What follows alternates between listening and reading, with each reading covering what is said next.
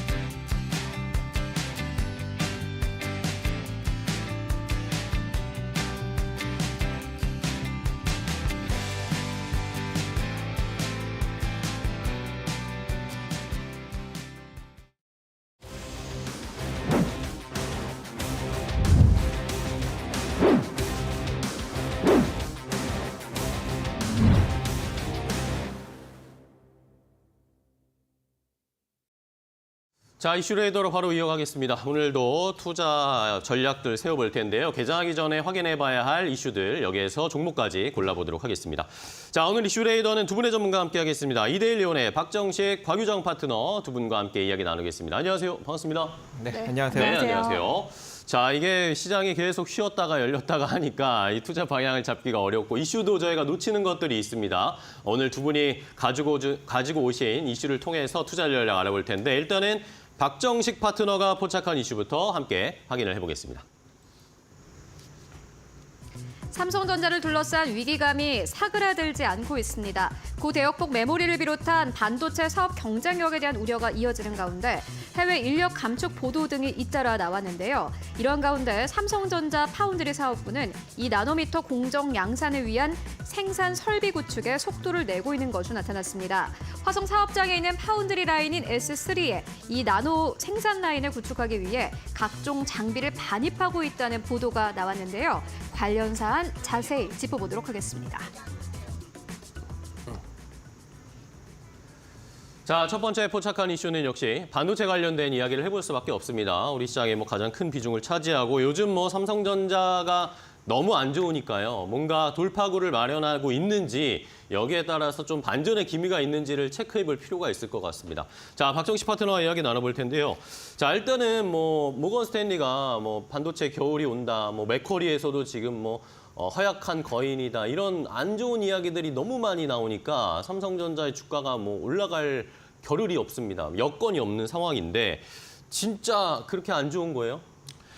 일단은 다소 좀 실적은 좀 부진하기는 하죠. 예, 부진하긴 하지만 이제 그 성장성 측면에서 좀 우려가 또 나오고 있는 측면이고, 하지만 이제 공격적인 설비 투자는 계속적으로 좀 이루어지고 있는 것 같습니다. 그래서 반도체 업황이 다소 조금 부진한 측면이 있지만 오히려 이제 그 반도체 이제 부품이나 이제 소부장 관련 기업들은 또 실적이 상당히 양호하게 나오고 있어요. 그 이유가 이제 삼성전자가 이제 지속적으로 공격적인 이제 투자를 진행을 하고 있기 때문인데요. 그렇기 때문에 삼성전자 같은 경우에는 올해까지는 다소 조금 이제 부진한 어떤 그런 주가 흐름이 나타날 수 있는 여력이 존재하겠지만 2025년부터는 어느 정도 주가의 반등력을 우리가 한번 기대해 볼 수 있지 않을까 이렇게 생각을 하고 있습니다. 네. 자, 이번에도 지금 삼성전자 파운드리 사업부가 2나노 공정 양상을 위한 생산 설비 구축에 속도를 내고 있다라는 단독 보도가 나왔어요. 그래서 지금 보면은 1위 TSMC를 쫓아가기 위해서 이 첨단 기술 상용화에 일단 우선순위를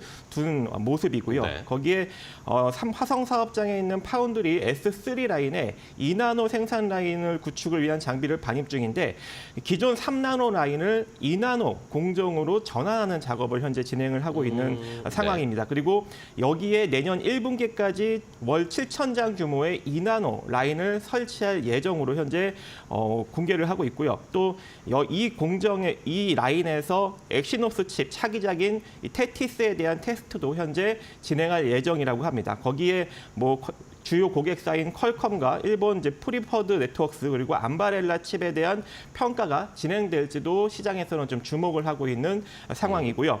또 거기다가 이제 내년 2분기부터 이 평택 2공장의 S5 라인에 1.4나노 라인 생산 설비까지 또 구축을 진행을 할 계획이라고 현재 밝히고 있는 상황인데, 이거는 이제 비교적 좀 작은 한 2,000장에서 3,000장 가량의 시험 라인이라고 합니다. 그래서 최근 이렇게 최선당 공정 수율 부진, 3나노 공정 수율 부진이 좀 나타난 측면이 있고, 거기에 이제 고객사 확보까지 좀 어려운 측면에 또 평택 4공장 파운드리 라인을 디램 설비로 좀 바꾸는 상황이고, 거기다가 미국 테일러 공장도 장비 도입 시점을 2026년까지 늦추고 이 4나노 라인 평택 3공장도 가동률을 낮추는 상황에서 이런 이제 최첨단 공정 라인에 투자를 하는 것이 현재는 시장에서 상당히 좀 주목을 하고 있는 상황이고, 또 이 기술 진전의 반전의 기회를 모색하는 것이다라고 현재 풀이를 하고 있는 상황입니다. 네. 그래서 우리가 한번 여기서 좀 주목을 해볼 필요성이 있는 것 같은데,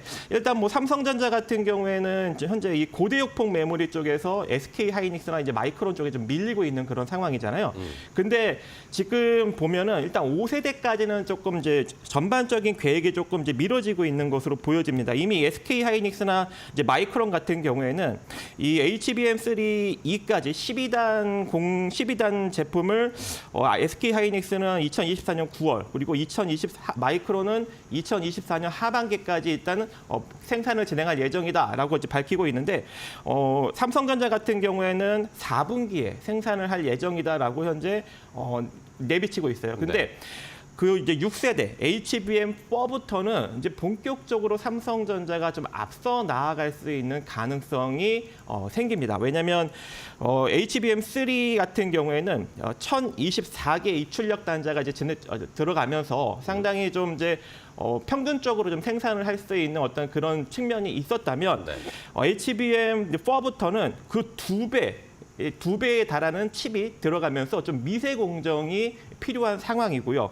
거기다가 이제 제일 하단 부품에 들어가는 이제 로직 다이라는 부품이 있는데 이것을 이제 본격적으로 이제 그 맞춤형으로 고객사가 원하는 방향의 맞춤형으로 이제 제작을 해야 돼서 아무래도 이제 파운드리 공정이 이제 필수적으로 한 번 정도 이제 거쳐서 들어가는 어떤 그런 상황에 직면하게 되었습니다. 그래서 기존 이제 SK 하이닉스 같은 경우에는 이제 TSMC랑 협업으로 이 HBM4를 이제 개발을 하고 있는 그런 상황이지만 삼성전자는 이제 단독으로 이것을 생산까지 다 해낼 수 있는 그런 상황이기 때문에 아무래도 이제 엔비디아가 설계부터 패키징까지 진행하는 모든 것을 원큐에 이렇게 딱 생산해낼 수 있는 것을 원하고 있는 그런 상황이기 때문에 HBM4부터는 아무래도 조금 삼성전자가 좀 앞서 나갈 수 있는 가능성이 있지 않을까라고 생각을 해요. 그래서 올해까지는 이제 조금 이제 고대역폭 메모리 쪽에 좀 밀리는 측면이 있었지만 2025년부터는 삼성전자가 좀 치고 나갈 수 있는 가능성.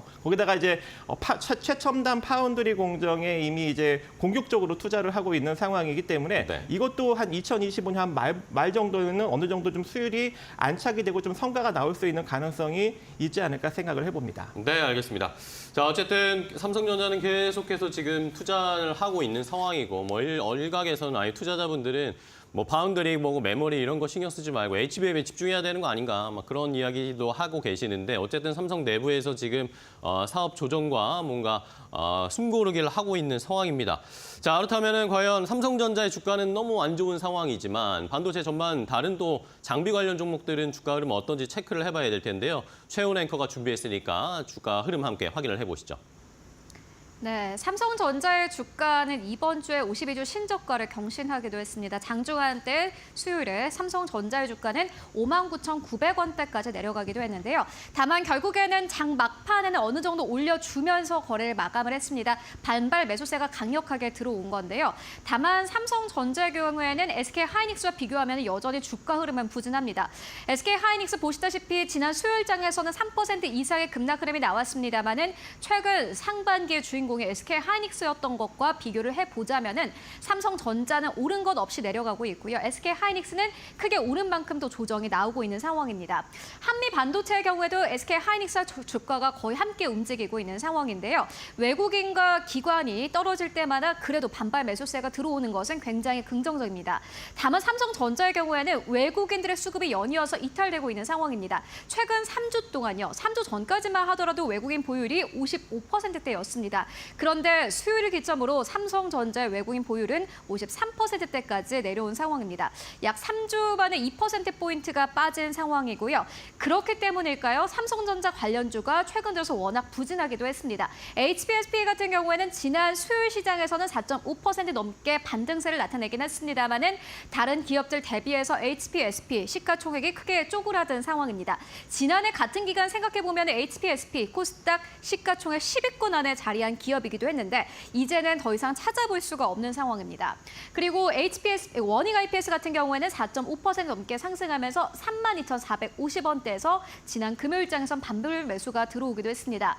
지난 이 수요일 시장에서는 사실 코스닥이 코스피보다 조금 더 강했기 때문에 이렇게 관련주가 강세 흐름을 보였습니다만은 앞으로 반등세를 이어갈 수 있을지에 대해서는 여전히 미지수로 남아 있습니다. 이어서 주가 흐름 함께 만나보도록 하시죠.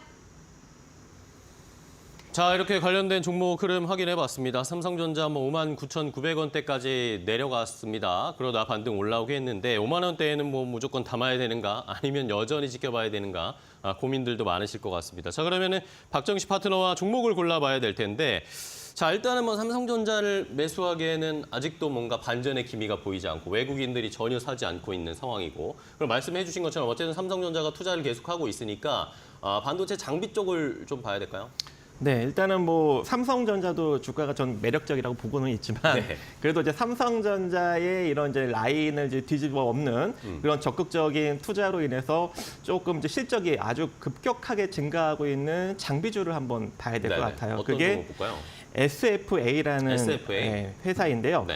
스마트 팩토리 솔루션 사업과 그리고 반도체 패키징 사업을 이제 자회사를 통해서 이제 진행을 하고 있는 그런 업체인데 특히 이제 이 공정 잔호가 장비, 즉 이송 장비를 현재 만들면서 실적이 크게 증가가 되고 있는 그런 업체입니다. 지금 보시면은 지난 2분기 누적 영업이익이 무려 1,092억 원을 달성을 했습니다. 올해. 근데 전년도 영업이익이 855억이에요. 즉 전년도 영업이익 855억을 2분기 누적으로만 그냥 돌파를 한 상황인 것이죠. 그래서 전년 대비 일단 실적이 2배 이상 증가하는 거는 당연한 상황이고 3배 이상까지도 한번 바라볼 수 있는 가능성도 일정 부분 존재하는 그런 기업입니다. 그런데 주가는 현재 전혀 지금 움직이지 못하고 있는 그런 국면이거든요. 그래서 우리가 지금부터 관심을 가져봐야 될 것 같은데 일단 이제 SFA 같은 경우에는 이제 반도체 웨이퍼를 이 천장에 있는 레일을 따라 이송하는 이송 장비 OHT를 만들고 있고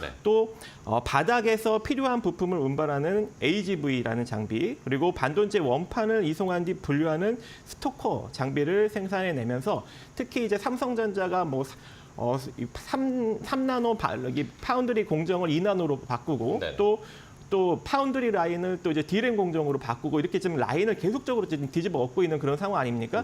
이제 그렇다 보니까 이제 SFA가 당연히 실적이 올라갈 수밖에 없는 그런 국면이기 때문에 상당히 좀 긍정적이고요. 거기다가 뭐 삼성전자의 혜택만 받느냐 그렇진 않죠.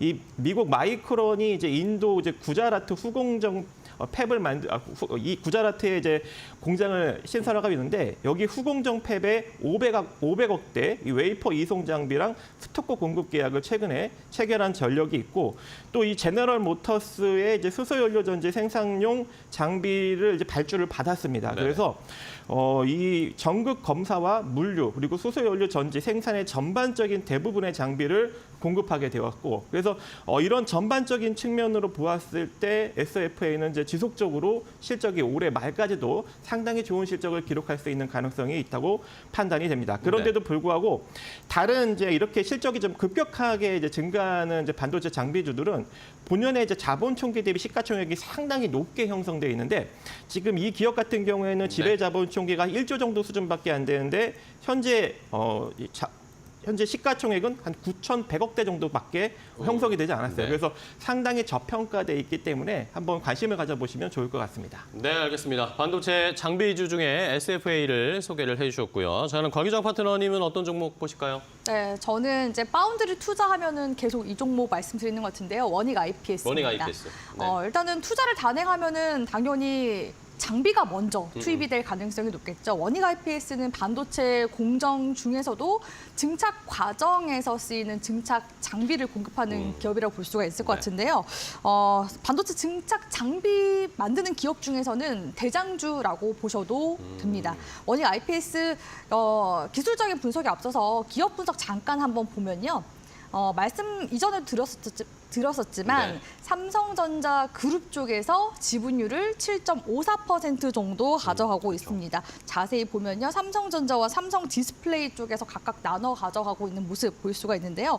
기존에는 10% 정도까지도 지분율이 육박했었던 때가 있었습니다. 그런데 2019년도에 원익테라 세미콘과 합병하면서 약간 지분 가치가 희석된 측면이 있는데 이렇게 삼성전자와 삼성 디스플레이가 지분율을 나눠 가질 정도로 핵심 그런 이제 장비 관련 기업이라고 보시면 좋을 것 같고요. 이 증착 과정 같은 경우에는 반도체 전공정 중에서도 또 가장 중요한 그런 공정 중 하나라고 볼 수가 있는데 과자라고 치면은 과자 위에다가 크림을 얹고 그 위에다가 다시금 그 과자를 덮는 그런 이제 과정을 증착 과정이라고 생각을 하시면 됩니다. 그래서 시스템 반도체를 만들 때도 그렇고요. 메모리 반도체도 만들 때도 이 공정은 거의 필수적으로 쓰이는 그런 공정이라고 보시면 되기 때문에 항상 이제 반도체 업황이 살아나거나 할 때 이런 이제 장비 쪽을 가장 먼저 생각을 해주시면 좋을 것 같고 하단에 내려보면요. 원익 IPS 재무적인 부분들도 어떻게 지금 개선이 되고 있는지 볼 수가 있는데 작년에는 사실 메모리 업황 자체가 그렇게 좋지 않은 상황이었죠. 그렇기 때문에 적자도 났었고요. 매출액 추이도 역시나 대폭 감소가 됐습니다. 하지만 올해부터는 이제 메모리 사이클이 본격적으로 반등이 시작되는 시점이기 때문에 특히나 특히나 3분기 지금 예상 컨센서스를 보시면요. 영업이익이 다시금 이제 흑자로 돌아서기 시작하고 네. 매출액 역시도 증가할 것으로 지금 예상이 되고 있는 시점이라고 볼 수가 있겠습니다. 그래서 이 HBM을 만들 때도 결국에는 레거시와 같은 D램이 받쳐줘야지 수율이 또 받쳐줘야지 하나의 HBM 칩이 또 만들어지는 거거든요. 그렇기 때문에 이 원익 IPS 쪽에서는 물론 이제 파운드리 공정 쪽에도 납품을 하겠지만 계속해서 지금 D램 쪽도 생산 수율을 높이기 위해서 지금 삼성전자 쪽에서 계속해서 공장을 좀 더 확대를 한다거나 지금 하고 있는 상황이거든요. 그렇기 때문에 지금 시점에서는 원익 IPS 다시금 계속 관심을 가져보시는 게 유효하다고 보여지고요. 기술적인 이제 구간들도 보시면은 최근에 한 6개월 정도 낙폭이 좀 크게 나왔었는데 네. 최고가가 그래도 44,850원까지 네네. 올 초에는 갔습니다. 그래서 이 정도 구간까지는 다시 업황이 되살아나면은 충분히 4만 원 구간대까지는 회복세가 나와줄 가능성이 높기 때문에 지금 구간에서 보면은 단기적으로 봤을 때 지난 3월 기점으로 보면은 쌍바닥이거든요. 그러네요. 그래서 쌍바닥으로 지금 추세가 또 돌아가는 시점인 만큼 지금 현재부터 우리 시청자분들이 공략을 하시기에도 굉장히 좀 수월하게 공략을 해보실 수 있는 그런 종목이지 않나라고 보고 있습니다. 네, 알겠습니다. 자, 삼성전자 주가는 뭐 계속 내려가고 있지만 어쨌든 뭐 장비주들은 실적이 계속 좀 개선되고 있고 주가도 어느 정도 좀 안정적으로 바닥을 잡고 있는 모습이에요. 이러면서 조금 긴 안목으로 저희 한번 살펴보도록 하겠습니다. 원익 IPS와 그리고 함께 알려주신 SFA 반도체 관련 종목 오늘 한번 잘 공략해 보시기 바랍니다. 자, 첫 번째 이슈 확인해봤고요. 이번에는 곽유정 파트너가 포착한 이슈는 어떤 내용일지 바로 공개하겠습니다. 더불어민주당이 오늘 국회에서 의원총회를 열고 금융투자 소득세를 예정대로 내년에 시행할지 혹은 유예 폐지할지를 논의합니다.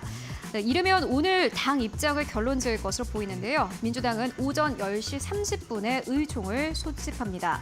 오후 2시에 열리는 본회의에 앞서 열리는 의총이지만 금투세가 주요 의제인 것으로 알려졌습니다.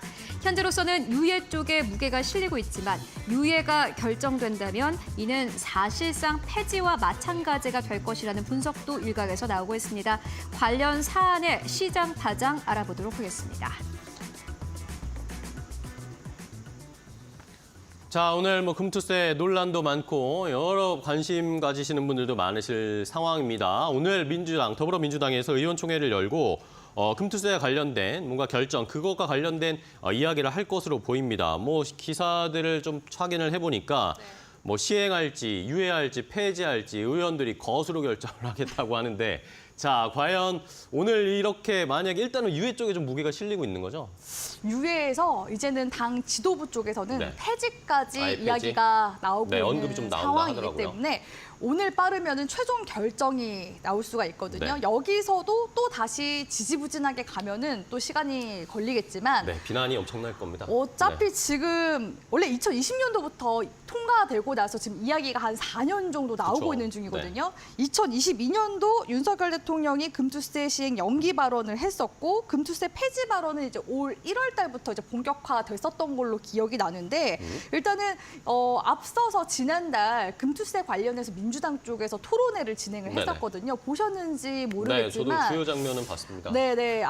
저는 이제 처음부터 끝까지 다 봤었거든요. 다 봤었는데 아무래도 저는 금투세 쪽에 좀 이제 폐지하는 입장이다 보니까 약간 좀 의견이 저도 쏠렸을 수도 있겠지만 제가 봤을 때 그 민주당 쪽에서 시행을 하자라는 쪽이 약간은 좀 감정적으로 치우친 그러니까 토론자들의 그런 부분들이 좀 보여서 그런지 논리적인 근거 하에서는 폐지를 하자라는 쪽이 저는 더 괜찮다고 봤었거든요. 근데 그게 민주당 내에서도 그런 부분이 좀 많이 이끌렸나 봐요. 그래서 당초에 일단 시행하자 해서 완화하자였었는데 네네. 아예 토론회에서는 약간 정말 그 폐지 쪽으로 가기 위한 빌드업인지는 모르겠지만 이제는 시행이냐 유예냐 쪽으로 토론을 했었던 것도 이게 약간 좀 여론을 받아들이기 위해서 이게 금방 이렇게 의견을 바꿔버리면은 네네. 민주당이 또 너무 쉬워 보일 수가 있으니까 정치적으로 해석했을 때 그런 명분을 빌드업을 만들기 위해서. 했었던 게 아닌가라는 생각이 들 정도로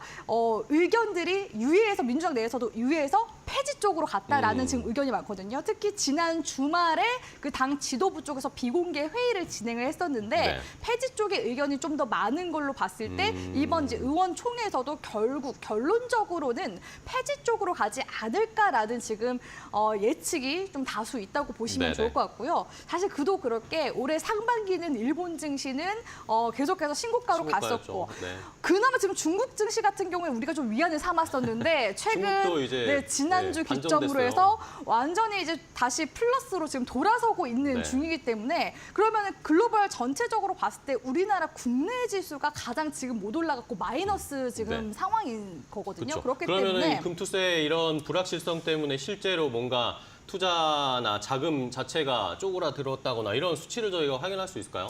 네, 엑소더스라고 해서 해외 쪽으로 이제 유입된 그런 투자자들이 많잖아요. 그래서 실제로 올해 상반기에 매출 실적이 좋았었던 증권사들 보면 저도 네네. 이따가 말씀을 드리긴 할 텐데 대부분의 증권사들이 흑자를 해외 주식 쪽에서 최근에 이제 브로컬리지 위탁 수수료가 증가됐다. 이런 이제 부분들은 진짜 심심찮지 않게 우리 시청자분들이 찾아볼 수 있는 부분이고 그럼에도 불구하고 지금 증권가 쪽에서 많이 지금 의견들이나 고객들의 자산 변화가 지금 좀 이루어지고 있다고 하더라고요. 그 프라이빗 뱅커라고 해서 고액 자산가를 이제 운용하시는 그런 이제 PB들 같은 경우에도 기존에 이제 금투세 폐지를 이제 금투세 시행을 한다라고 했을 때는 고액 자산가들이 굉장히 부정적인 그런 시각을 가진 그런 투자자들이 굉장히 많았었다고 하는데 네네. 유예 쪽으로 이제 가닥이 잡히면서 포트폴리오를 좀 재조정해야겠다. 주식이나 채권 쪽에 포트폴리오 재조정해야 되겠다라고서 나온 그렇게 이제 액션을 취하기 시작한 그런 투자자들도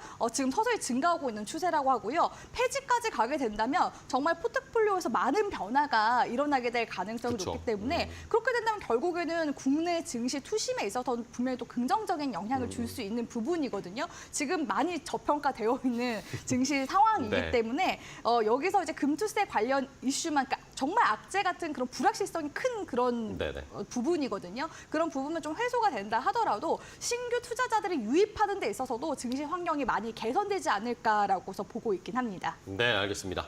자, 일단은 뭐 말씀을 아까 곽유정 파트너가 해주셨지만 최근에 뭐 투자하시는 분들 다 아시죠? 그 뭐 공공연하게 저희가 얘기합니다. 국장 떠나고 이제 해외 주식 해야 된다. 이런 이야기를 너무 많이 하니까 이런 것들이 더 시장에 더 부담을 주고 발목을 잡고 이런 상황이 계속 반복되는 악순환이 펼쳐지고 있습니다. 과연 오늘 금투세에 관련된 이야기 어떻게 나올지 주목을 해야 될 텐데 자, 그렇다면 일단은 뭐 유예 쪽으로 가닥이 좀 잡혀가는 것 같아요. 그러면 여기에서 우리가 좀 수혜를 볼 수 있을 만한 종목 어떤 종목들이 있을지 최현 앵커와 함께 정리를 해보겠습니다.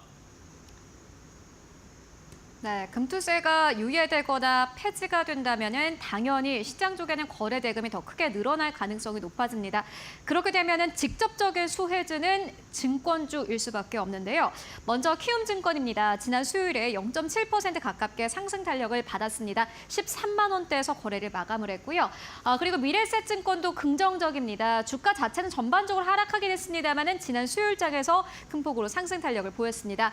보시다시피 미래에셋증권 0.7% 넘게 상승하면서 8,480원대에서 그리고 한국금융지주는 무려 1.6% 이상의 상승 탄력을 받아가기도 했습니다. 이외 기업들 함께 만나보실까요? NH투자증권 0.07% 약보합권, 유한타증권 약보합권에서 거래 마감했습니다. 지난 수요일 시장이 굉장히 부진했음에도 불구하고 증권주들은 전반적으로 상승 탄력을 받거나 혹은 하방 압력을 아주 단단하게 견뎌낸 것으로 보여지는데요.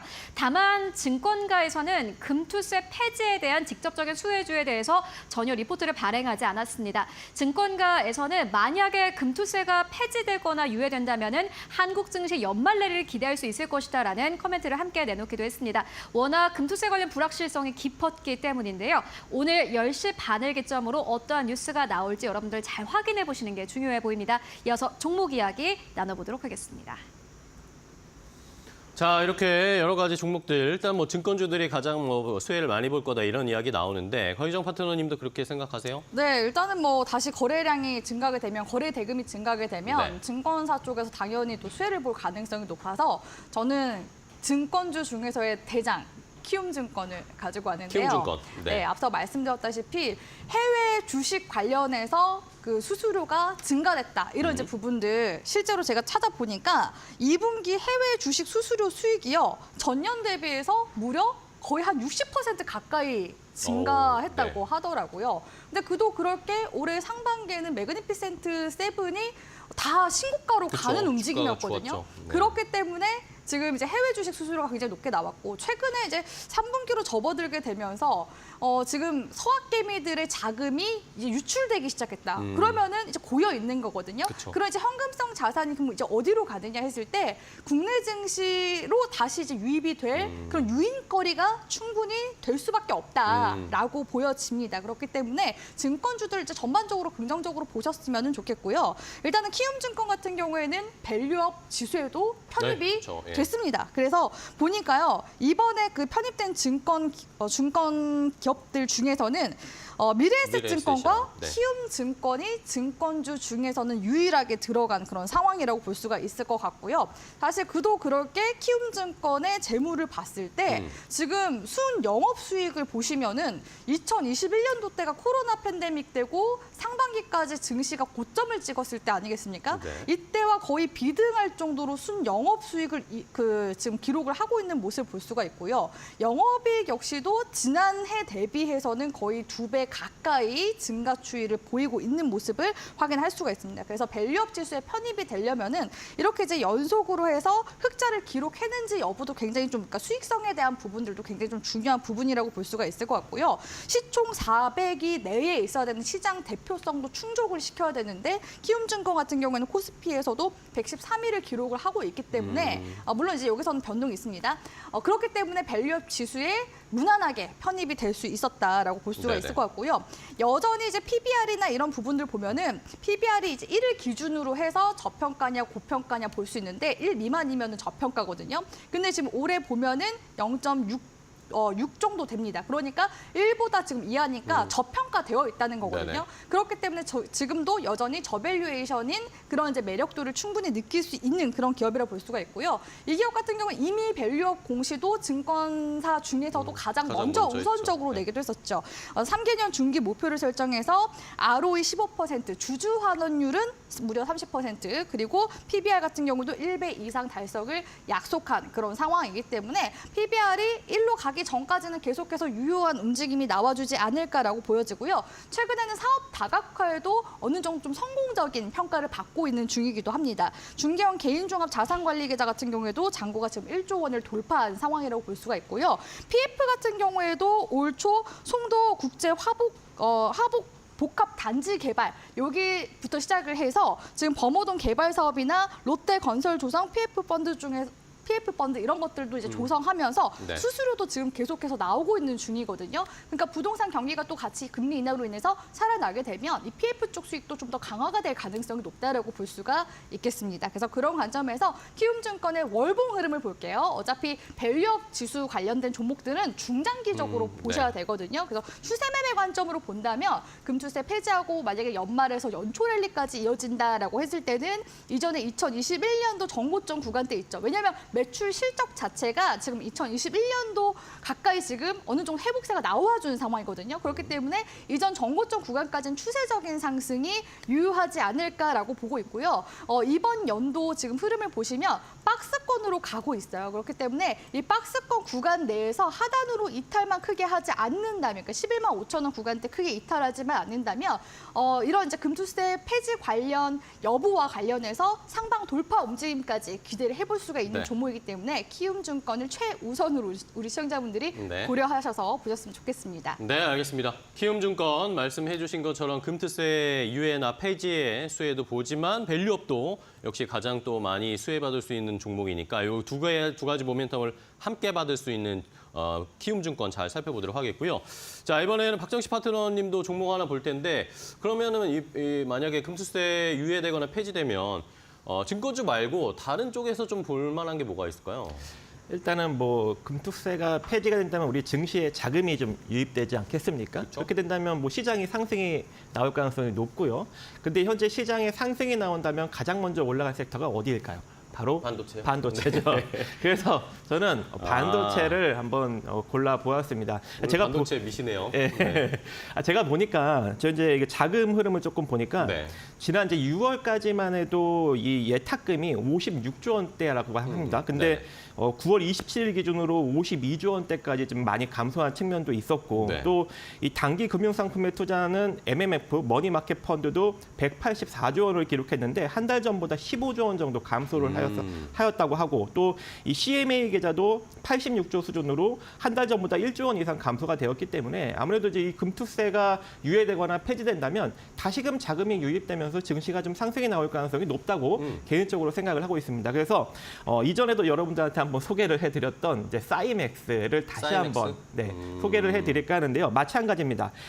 앞서 언급드린 이제 SFA도 웨이퍼 이송 장비, 즉 이송 장비를 이제 만들고 있지 않겠습니까? 네. 또 이제 2개 분기 만에 전년도 영업이익을 뛰어넘었고 이 사이맥스도 마찬가지로 2개 분기 만에 전년도 영업이익을 뛰어넘었어요.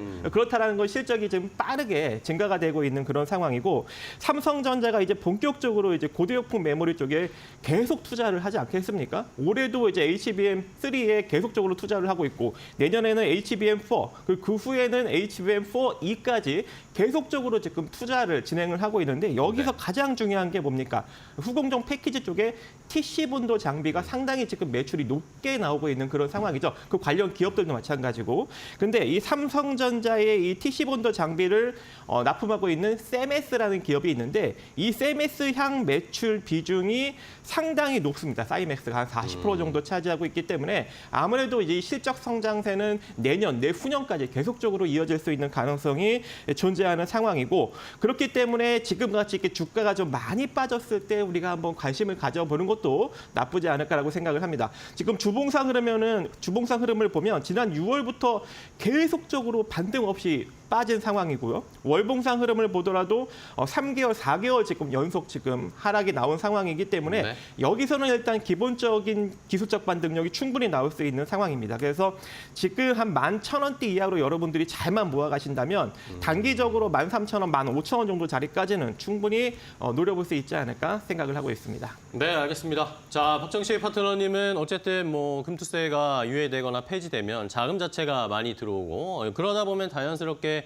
제일 주목 많이 받는 반도체로 돈이 들어올 거다. 그런 논리십니다. 사이맥스까지 함께 봤으니까요. 오늘 10시 반부터 이제 더불어민주당 국회에서 의원총회 하니까 이런 뉴스들 계속 모니터링 하시면서 오늘 시장에 대응을 해보셔야 되겠습니다. 자, 오늘 두 분과 함께 이야기 나눴습니다. 좋은 전략 알려주셔서 감사하고요. 다음 시간에 또 뵙도록 하겠습니다. 오늘 고생 많으셨어요. 고맙습니다.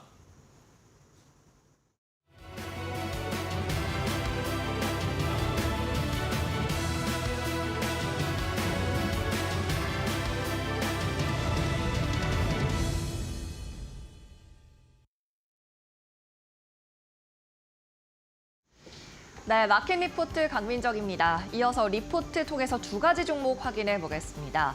먼저 첫 번째 함께 살펴볼 종목은 금융지주사인 JB금융지주, 한국투자증권에서 리포트를 발간했고요. 건전성 우려가 완화되고 기업가치 재고 노력도 잇따라주면서 목표 주가를 상향한다라고 적었습니다. JB금융지주 3분기 순이익은 1,685억 원이 예상됩니다. 시장 컨센서스를 1% 하회하겠는데요. 컨센서스에 거의 부합한다는 말이 되겠습니다. 3분기 대손율이 0.86%로 기대되는 바 안정화 수순을 밟고 있습니다. 특히 자산 건전성 지표가 개선되고 있는 모습 확인되는데요. 이 자산 건전성 지표는 지난 2023년 초부터 악화되기 시작했습니다만 최근에는 금리 인하 같은 매크로 지표를 이유로 해서 점차 개선이 되고 있습니다. 목표 주가는 21,000원으로 상향 조정했고 투자 의견도 매수로 함께 상향 조정 나왔습니다. 다음 장에서 더 자세히 살펴보시죠. 3분기 은행 합산 NIM은 2.64%가 예상됩니다. 2분기 2.73%에서 0.09%포인트 정도 더 낮아질 것으로 보이는데요. 베이시스 포인트로는 9베이시스 포인트 하락이 예상되는 상황입니다. 하지만 자산 포트폴리오가 리밸런싱 되면서 이 님 수치도 점차 개선될 걸로 예상됩니다. 자산 포트폴리오는 기존의 기반 자산에서 수익성이 좋은 핵심 자산으로 변동이 있을 예정이고요. 이 덕분에 NIM 4분기부터는 소폭이나마 상승이 있을 걸로 예상하고 있습니다.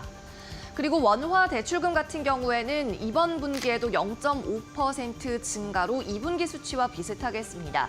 증가폭이 적은 편인데요. 광주은행을 중심으로 중도금 대출이 일어나면서 상환이 일어나면서 이 원화 대출금 증감률은 0.5% 상승에 그치겠습니다. 다만 밸류업 관련한 정책이 상당히 좋다고 평가하고 있습니다. 지난 9월에 관련해서 발표를 했는데 2026년 목표 ROE를 13% 플러스 알파로 잡았고 또 주주 환원율은 45%로 제시를 했습니다. 이 부분에 대해서 한국투자증권은 기대 이상의 밸류업 정책이다라고 표기를 했고요. 특히 배당 성향은 28%로 고정한 가운데 주주 환원율의 상승분을 모두 자사주 매입으로 배분한 점도 굉장히 좋은 전략이라고 꼽았습니다. 다만 한 가지 불확실성이 있는데요. 이렇게 매입한 자사주를 얼마나 소각으로 전환할지 그 전환율이 불확실하다는 겁니다. 이 불확실성만 해결되면 주주 환원 관련한 모멘텀이 앞으로 훨씬 더 커질 것이라고 예상하고 있습니다. 이어서 다음 리포트도 확인해보죠. 네, 이번에는 대표 방산주인 현대로템이고요. NH투자증권에서 리포트를 발간했습니다. 내년 이익이 올해보다 40% 증가할 것이라면서 목표 주가를 상향 조정했습니다. 현대로템 최근 방산 관련해서 아마 많이들 보고 계실 겁니다. 방산, 즉 K2 매출이 일어나면 파란색, 남색으로 표시된 디펜스 솔루션 부분에서 매출 비중이 높아지게 되는데요. NH투자증권에서는 폴란드와의 K2 전차 2차 계약이 임박했다고 이야기하고 있습니다. 여기에 따라 목표 주가의 산출 기준을 내년 실적으로 바꿔 잡으면서 목표 주가 상향이 있었다고 밝히고 있습니다. 또 1차 계약에서 수익성이 높았던 점을 반영해서 실적 추정치 자체도 상향 조정했다고 적고 있는데요. 내년 실적을 기준으로 한 PER, 퍼는 20배에 해당하지만 이는 글로벌 경쟁업체들을 비교했을 때 과도한 수준은 아니라고 밝히고 있습니다.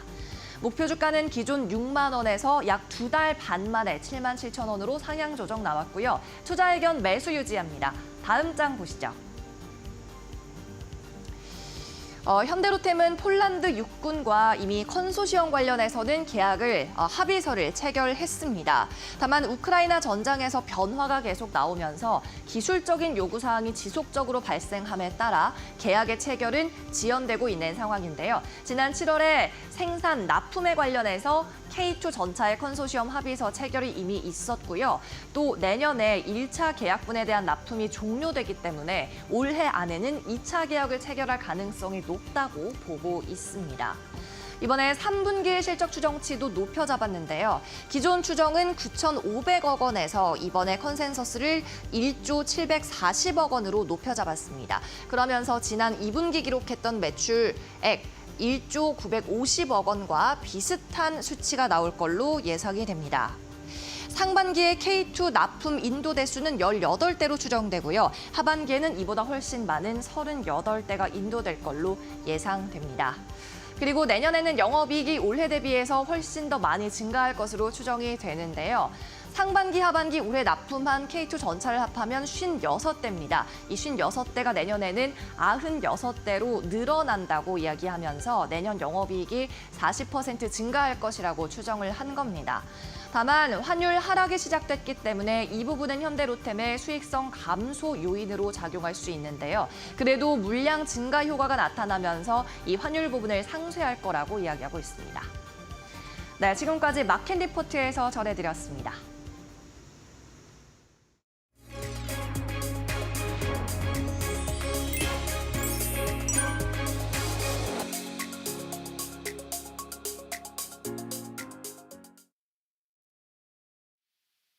네, 안녕하세요. 반갑습니다. SK증권 이천지점 서영훈 차장입니다. 우리나라는 지금 연휴를 지속되고 있는 상황 속에서 미국 시장이 좀 선조세로 좀 마감하는 모습들을 보였습니다. 우선 크게 두 가지 이슈를 짚어볼 수 있을 것으로 예상이 되는데요. 첫 번째로는 이스라엘이 보복 공격으로 이란의 정유시설을 타격을 준비하고 있다라는 소식들이 전해지면서 간밤 국제 유가가 좀 급등을 하면서 뉴욕 증시가 소폭 하락하는 모습들을 좀 보였습니다. 지정학적 리스크가 여전히 좀 시장에 영향을 미치고 있는 상황이라고 좀 볼 수 있겠고요. 현재 어제 조 바이든 대통령 역시 공개적으로 논의 중이라고 발표를 하면서 국제 유가가 크게 급등하는 데 좀 기여를 하는 모습들이 나타나줬고 결국에는 원유의 가격이 상승하게 됨으로써 인플레이션에 대한 우려감들이 좀 시장에 반영이 됐다라고 좀 볼 수가 있겠습니다. 전일 미국 같은 경우는 서비스업 PMI 지표가 발표가 됐고 상당히 양호한 발표가 이루어졌음에도 불구하고 이 부분들이 좀 크게 반영하지 못하는 모습이었다라고 좀 볼 수가 있겠고요. 이러한 지정학적 리스크는 당분간 좀 지속될 가능성이 높고 이번 주에 고용 지표 발표에 대한 부분들로 인해서 오늘 우리나라 시장도 좀 관망세가 이어질 가능성이 상당히 높다라고 좀 볼 수 있겠습니다. 특히나 최근 우리나라 시장의 수급들을 살펴보면 여전히 외국인들의 매도세가 지속되고 있는 상황이고 지난 9월 마지막 거래일에서도 외국인의 1조 원 매도, 지난 연일에도 3천억 매도가 이루어지면서 여전히 수급이 좀 부재한 상태라고 볼 수 있겠습니다. 그렇기 때문에 코스피 지수가 2,600선을 좀 하회했고 이로 인해서 추가적인 조정 국면은 조금 더 열려있는 구간이다라고 좀 판단이 되는 만큼 오늘 금요일장의 투자에 있어서 너무 공격적인 매매보다는 좀 관망세가 중요하지 않을까라고 생각을 하고 있고요. 특히나 다음 주에 상당히 좀 고용 지표와 더불어 중요한 지표 발표가 있는 상황이기 때문에 관망 심리가 저 짙게 이어질 가능성이 높다라고 좀 판단을 하고 있는 상황입니다. 그리고 특히나 중국 시장 쪽으로 좀 상승세가 이루어지는 것이 특징이라고 좀 볼 수 있기 때문에 바이오나 중국 소비 관련해서 좀 관심 있게 살펴보실 필요가 있다라고 말씀을 드릴 수 있겠는데요. 최근에 H7B가 박스권 하단 자리에 좀 놓여 있으면서 외국인들의 수급들이 좀 유입되는 모습들을 좀 보여주고 있는 상황입니다. 바이오 섹터에서는 박스권 하단 자리를 이용하셔서 H7B 좀 관심 있게 살펴보시면 좋을 것 같고요. 중국 소비 관련해서는 호텔신라 좀 관심 있게 보고 있는 상황인데요. 상당히 좀 오랜 조정을 좀 보였고 눌림목 자리에 현재 놓여 있는 상황입니다. 여전히 추세 전환을 기대하기는 좀 어려울 수도 있겠습니다만 현재 저점을 좀 다져갈 가능성이 높다는 점에서 저가 매수 기회로 좀 노려보신다라면 단기 시세는 좀 노려볼 수 있을 것으로 예상이 되는 만큼 그 점 참고하셔서 오늘 투자 전략에 참고해 보시면 좋을 것 같습니다. 다만 시장 자체가 연휴를 앞두고 상황이었고 금요일장인 만큼 조금 지지부진할 수 있다는 점을 염두에 두시고 다음 주를 생각하시면서 투자 전략에 임하시면 좋지 않을까라고 말씀을 좀 드릴 수가 있겠습니다. 지금까지 SK증권 이천지점 서영훈 차장이었습니다. 감사합니다.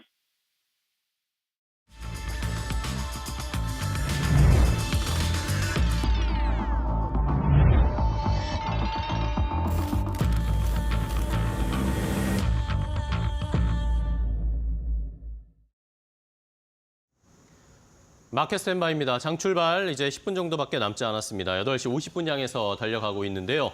자, 우리 시장은 이번 주에 휴일이 2번이나 끼어 있었던 상황이었기 때문에 뭔가 투자의 방향을 제대로 잡기는 어려웠습니다. 지난주 후반에 외국인 수급이 조금 코스피에 들어오는가 싶었는데 이번 주 들어서면서 다시 외국인의 매도가 쏟아지면서 시장을 흔들어 놓는 상황이었고요. 자, 연휴 우리 개천절 휴일 사이에 미국 시장에서는 전반적으로 엔비디아는 좀 반등세를 나타내는 모습이었고 반면에 테슬라는 좀 조정을 받는 모습을 보이면서 엇갈리는 양상이 나타났습니다. 간밤에 또 이스라엘, 이란의 지정학적 리스크가 더 부각이 되면서 국제 유가도 급등하는 양상, 이것이 시장을 흔들었는데 과연 우리 시장은 어디에 조금 더 무게를 갖고 움직이게 될지 확인해 봐야 되겠고요. 결국에는 또 오늘 금투스의 유예와 관련된 결정, 코멘트 어떻게 나올지 다음 주에 또 삼성전자의 잠정 실적 발표가 있는데 여기에 따라서 시장의 방향성을 잘 타진해 봐야 하는 오늘 금요일 시장입니다. 자, 그렇다면 오늘 장출발 어떻게 준비해야 할지 두 분의 전문가와 함께하겠습니다. GC인포의 박수범 대표, 이데일리 스페셜리스트, 심리사업 전문위원 최훈 앵커와도 함께하겠습니다. 안녕하세요. 반갑습니다. 자, 오늘 장출발 준비해봐야 될 텐데요. 박수범 대표님은 어떤 이슈들을 좀 보고 계신지 저희가 쉬는 동안 좀 지정학적 리스크가 계속 부각됐습니다. 네, 맞습니다. 지금 현재 지정학적 리스크가 좀 확대되는 분위기인데 이스라엘이 지금 현재 이란의 석유 시설을 이제 보복 가능성이 있다라고 미국의 이제 조 바이든 대통령이 직접적으로 얘기하지 않았지만 간접적으로 가능성은 있다라는 이제 표현을 했기 때문에 그 부분 때문에 이제 간밤에 서부 텍사스유를 비롯해서 지금 브렌트유가 5% 넘게 급등을 했습니다. 자, 간밤에 또 어떻게 보면 S&P 500에서 보게 되면 가장 크게 또 움직임을 좀 보여줬던 종목들이 보면 쉐브론이라든가 엑소모빌이라든지 이런 원유 관련된 종목들이 강한 상승 흐름을 보여줬는데 뭐 그렇다면 국내에서는 뭐 S오일이라든지 뭐 그리고 지금 한국석유라든지 중화에너비스와 같은 뭐 이런 지금 이제 유가와 관련된 종목들이 상승 흐름이 좀 강할 것으로 보고 있습니다. 자, 이 부분들이 아직까지는 지금 현재 시행이 된 건 아니지만 그 가능성 때문에 미리 선물 쪽이 좀 움직이고 있다는 부분들, 뭐 그런 부분들을 바라봤을 때는 분명 관련 종목들의 움직임이 오늘 좀 강세로 주도 업종으로서 움직임을 가져갈 가능성이 높다라고 말씀드리고, 자, 두 번째로 말씀드리고 싶은 건 전세적으로 이제 라니냐 현상을 좀 보여주면서 올겨울이 상당히 좀 추울 것으로 좀 많이들 예상하고 있습니다. 그러다 보니까 가스 가격도 상당히 올라갈 것이다 얘기가 나와주고 있고, 골드만삭스 쪽에서도 지금 현재 $6까지도 올라갈 수 있다. $6라면 지금 현재 가격 대비해서 대략적으로 한 두세 배 정도 더 올라간다라는 건데, 그 정도로 지금 가스 가격이 어떻게 보면 이제 난방용으로 가장 많이들 사용을 하고 있는 상황이고, 뭐 최근에도 뭐 조선 쪽도 같은 경우에는 과거에는 뭐 벙커치유를 좀 주로 사용했지만 지금은 가스를 좀 많이 또 사용하고 있습니다. 그렇기 때문에 뭐 그런 부분들을 통해서 이제 가스 수요가 계속해서 증가되지 않겠냐. 그래서 관련 종목들의 움직임도 봐야 되는데, 뭐 그렇다면 한국가스공사라든가 GS라든가 대성에너지와 관련 종목들의 움직임들을 우리가 좀 보자라고 좀 말씀드리고, 세 번째로 말씀드릴 건 뭐 잭슨왕이 블랙웰을 수요가 급증하고 있다라고 얘기하면서 지금 현재 양산하고 있기 때문에, 제품을 만들고 있기 때문에 그 부분에 대해서 상당히 좀 긍정적 바라보고 있다라고 얘기하고 있습니다. 근데 제가 옛날부터 뭐 1990년 때부터 이렇게 좀 바라봤을 때 계속해서 뭐 2000년대도 마찬가지였고, 잭슨왕 같은 경우에는 좀 부정적인 얘기를 한 적이 별로 없어요. 그 코멘트를 항상 할 때마다 희망과 꿈을 담아서 항상 얘기하는 부분들이 있어서, 물론 정말 좋아서 얘기하는 부분들도 있겠지만 아무튼 그런 부분들도 있으니까 그 부분들 좀 참고하시고 대응하시면 될 것 같습니다. 아무튼 뭐 그리고 그게 다 이제 오픈AI가 최근에 $65억 조달을 받기로 했었는데, 이 부분들이 $66억, 이제 $1억 더 증가되었죠. 원래 예상보다 $1억 더 많이 좀 받았기 때문에, 자, 이 부분에 있어서 지금 또 기업 가치가 3년 만에 11배나 올랐다는 얘기가 좀 나와주고 있고, 그리고 이번에 오픈AI에서 투자를 받을 때 엔트로픽에 이중 투자를 하면 안 된다. 오픈AI만 투자하겠다면 우리가 투자 금액 받겠다라고 얘기했었어요. 뭐 이런 부분들 때문에 오픈AI가 또 좀 더 기업적인 가치에 대한 내용들이 좀 나오고 있는 것 같아요. 뭐 이번에도 얘기 나올 때 뭐 애플 쪽에서 우리는 투자하지 않겠다라는 얘기 때문에 이게 좀 과연 성공할 수 있을까라는 많은 퀘스천 마크가 좀 붙는 분위기였는데, 그런 부분들을 해소해줬다는 부분들에 있어서 그렇다면 앞으로 AI에 대한 기대감도 높아지고 있고, 동사 같은 경우 올해 같은 경우 매출이 한 $30억 보고 있고, 영업 손실이 약 $50억 보고 있습니다. 엄청난 손실을 볼 것으로 보고 있지만 그래도 매출이 매년 증가하고 있기 때문에 그에 대한 데이터 센터에 대한 투자는 계속해서 확대될 것으로 기대하고 있습니다. 자, 그렇다면 이제 아무래도 간밤에 TSMC도 마찬가지고 엔비디아도 마찬가지고 관련 종목들의 움직임이 강했기 때문에 그렇다면 SK 하이닉스의 오늘 주가 움직임도 좀 긍정적으로 좀 봐야 되지 않나라고 판단하고 있고요. 그리고 뭐 한미 반도체도 마찬가지고 이스페타시스도 마찬가지고 관련 종목들의 움직임들 오늘 한번 기대감을 가지면서 대응해보자라고 말씀드립니다. 네, 한국 증시를 결국에 움직이는 거는 반도체주일 텐데, 간밤에 엔비디아가 크게 올라줬고 반도체에 대한 뚜렷한 악재가 없는 것도 시장의 긍정적인 부분이 될 것 같습니다. 오늘 시장에서 SK 하이닉스 관련주들의 주가 흐름 확인해 보시고요. 그렇다면은 신일섭 전문위원님께서는 오늘 시장에서 어떠한 이슈 보고 계십니까? 네, 지금 중동의 전운이 방산업체에게는 행운으로 돌아오고 있습니다. 미국에서 지금 그 가장 강한 섹터가 역시 방산, 에너지 같은 경우에는 이제 지정적 리스크로 오르지만 이제 수요 견인 리스크가 없기 때문에 뭐 지금 $200는 뭐 아직 좀 저 시나리오에 불과한 것 같고요. 방산 종목이 로키드 마틴, 레이도스 홀딩스, 뭐 지금 노스록 그루만 이런 회사들이 전부 역사 신고가 영역에 진입을 하고 있습니다. 우리나라도 마찬가지죠. 하나에어로스페이스, LIG넥스원이 강세를 띠고 있고요. 하나에어로스페이스가 특히 그 거래 정지 기간이 끝나고 인적 분할을 마치고 거래 복귀를 하면서 더욱더 힘을 불어넣고 있습니다. 그리고 폴란드가 한국산 천무 미사일 자국 생산을 위해서 공장 설립 계약을 했습니다. 천무를 수출할 당시에 이미 그 나중에 후발 물량은 폴란드산으로 폴란드에서 만들기로 지금 계약이 되어 있죠. 폴란드 방산업체 WB 일렉트로닉스와 하나에어로스페이스가 합작 투자로 계약을 체결한 상태고요. 그다음에 이제 그 사이에 뭐 이 LIG 넥스원 같은 경우 이라크와의 계약. 뭐 지금 보시면은 이스라엘에서 지금 굉장히 저희까지 이란까지 거리가 멀지 않습니까? 근데 계속 애꿎은 이라크의 하늘로 날아다니니 얼마나 정신이 없겠어요. 살고 있는데 머리 위로 자꾸 미사일이 날아다니니까 이라크도 불안한 겁니다. 그러니까 이라크가 우리나라에 손을 벌렸다. 이런 것들이 굉장히 우리나라에 도움이 되는 것이고요. 방산업체에 주목을 할 필요가 있을 것 같고요. 두 번째는 2차 전지주인데 아까 말했듯이 뭐 2차 전지 테슬라 그리고 뭐 반도체 엔비디아 다 그냥 개인기로 지금 움직이고 있습니다. 엔비디아도 어제 혼자 올랐죠. 매그니피센트 7이 같이 오르는 때랑은 상황이 다릅니다. 블랙웰이 너무 잘 나간다고 젠스성이 한마디 하니까 엔비디아 혼자 그냥 독불장군식으로 오른 거죠. 예전에 그런 어떤 저희가 깨졌습니다. 우리나라 2차 전지주도 마찬가지예요. 지금 개개인으로 각계역파식으로 움직이고 있습니다. 태성 같은 종목이 아주 독불장군식으로 혼자 연이은 초강세를 펼치고 있고요. 대주전자재료 같은 20개월 선이 살아있는 종목 이런 것들이 움직이고 있습니다. 세 번째는 K바이오벤처의 기술 수출의 쾌거가 연이어서 나오고 있습니다. 자, 이번엔 또 바이오다인이라는 종목. 물론 2019년에 이미 수출 계약을 했지만 이게 올해 초에 그 대상이 로슈란 게 밝혀졌음에도 불구하고 주가의 움직임이 하나도 없다가 지금 갑자기 6월 달 이후에 급등을 시작해서 역사적 신고가를 가고 있습니다. 우리나라 바이오벤처 최초로 특허 기술 수출을 했거든요. 자, 알테오젠, 리가켄바이오, 에이벨바이오, 거기다가 이제 바이오다인 이런 업체들, 플랫폼 기술을 갖춘 업체들이나 특허를 갖춘 업체들의 쾌거들이 연이어서 들리고 있다. 우리나라 바이오주에 계속 주목을 하시기 바랍니다. 네, 알겠습니다. 자, 우리 시장 장 출발 준비하고 있는데 코스피 코스닥이 좀 엇갈리는 양상, 방향성을 탐색하고 있습니다. 더 자세한 동시효과 상황을 최훈 앵커와 확인해 보도록 하겠습니다. 네, 오늘 시장 출발 상황 알아보도록 하겠습니다. 보시다시피 코스피는 약보합권입니다. 여전히 2,600선 아래에서 머물 것으로 보여지고요. 오늘 코스닥은 강보합권입니다. 763선 거래 출발 예상되네요. 시가총액 1위권부터 5위권까지를 함께 만나보도록 하겠습니다. 오늘 삼성전자, SK하이닉스 보시다시피 엇갈립니다. SK하이닉스는 반도체 훈풍에 따라서 오늘 시장에서 1.6% 이상의 반등세, 삼성전자 1.4%의 하락 출발 예상되고 있습니다. 삼성전자 연이어서 지지부진한 흐름 보여줄 것으로 보여지고요. 삼성 바로직스 오늘 시장에서 드디어 반등합니다. 1% 이상의 상승 출발 예상되고 있습니다. 이어서 6위권부터 10위권까지를 함께 만나보시죠.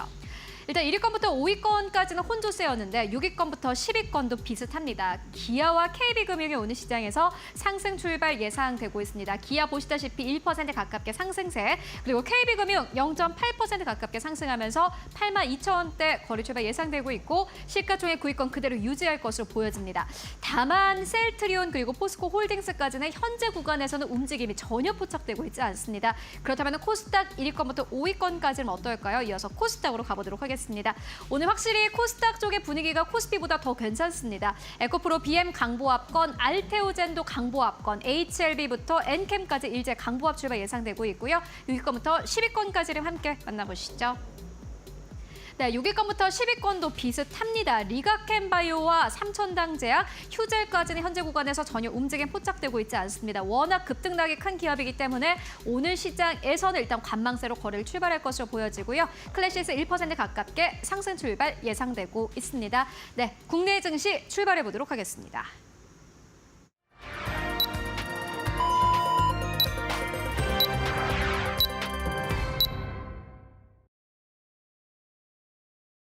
(2024년 10월 4일) 금요일 국내 주식 시장 출발을 했습니다.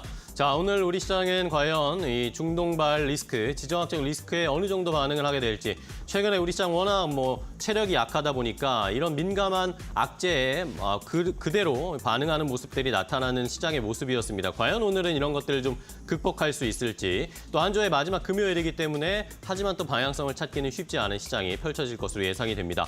자, 반도체부터 들여다봐야 되겠죠. 삼성전자 0.3에서 4%대 하락세로 출발했습니다. 61,200원 정도로 출발하면서 좋지 않지만 반면에 SK하이닉스는 2.4%나 상승세를 보이면서 출발했습니다. 극명하게 삼성전자와 SK하이닉스 여전히 다른 온도를 보여주고 있다는 것을 확인할 수 있는 상황입니다. 자, 이외에도 한미반도체, 이수페타시스 같은 다른 반도체 관련 종목들은 상승세를 나타내고 있습니다. 간밤에 미국 증시에서 엔비디아도 올랐지만 전반적으로 필라델피아 반도체 지수가 선방하는 모습이었습니다. 그렇기 때문에 이런 이런 훈풍이 우리에게도 어느 정도는 영향을 주고 있는 것으로 확인이 되고 있습니다. 반면에 테슬라가 급락하는 모습, 3분기 인도량이 생각보다 좋지 않았다라는 이야기가 나오면서 3% 넘게 급락했는데 LG에너지솔루션과 코스닥 쪽에서 2차전지 소재 관련 종목들이 일제히 하락 출발을 했습니다. 이러면서 코스피는 약보합권 수준, 삼성전자, LG에너지솔루션이 약하니까 좋지 않고요. 반면에 코스닥 시장에서는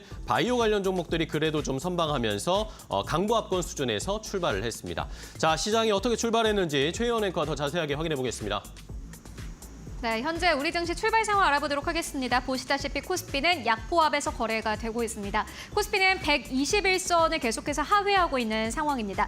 2600선이 넘어서면 다시 한번 수급이 빠져나가면서 2600선 아래로 계속해서 밀리고 있는 상황인데요. 수급이 워낙 얇습니다. 그렇기 때문에 오늘 시장에서도 외국인 투자자들이 코스피 안에서 얼마나 사는지, 그리고 시간이 지나면 지날수록 매도하는 기업들, 매수하는 기업들이 어떤 쪽으로 잡히는지를 확인해 보시는 게 중요해 보이고요. 코스닥은 강보합권입니다. 오늘 시장에서 0.1% 강보합권 763선에서 거래를 출발하고 있는 상황입니다. 일단 지수 따는 움직임 자체가 미미합니다. 그렇다면 시가총액 상위 기업들의 흐름은 오늘 시장에서 어떻게 포착되고 있을까요? 먼저 코스피 쪽을 살펴보도록 하겠습니다. 보시다시피 삼성전자 거의 움직임 없는 모습 포착되고 있습니다. 삼성전자는 악재가 더 많은 상황입니다. SK하이닉스와 비교를 해보자면 실적이 워낙 좋지 않은 상황인데 실적 추정치가 2주 전과 비교를 하고 3주 전과 비교를 해보면 거의 2조 원 가깝게 깎인 상황입니다.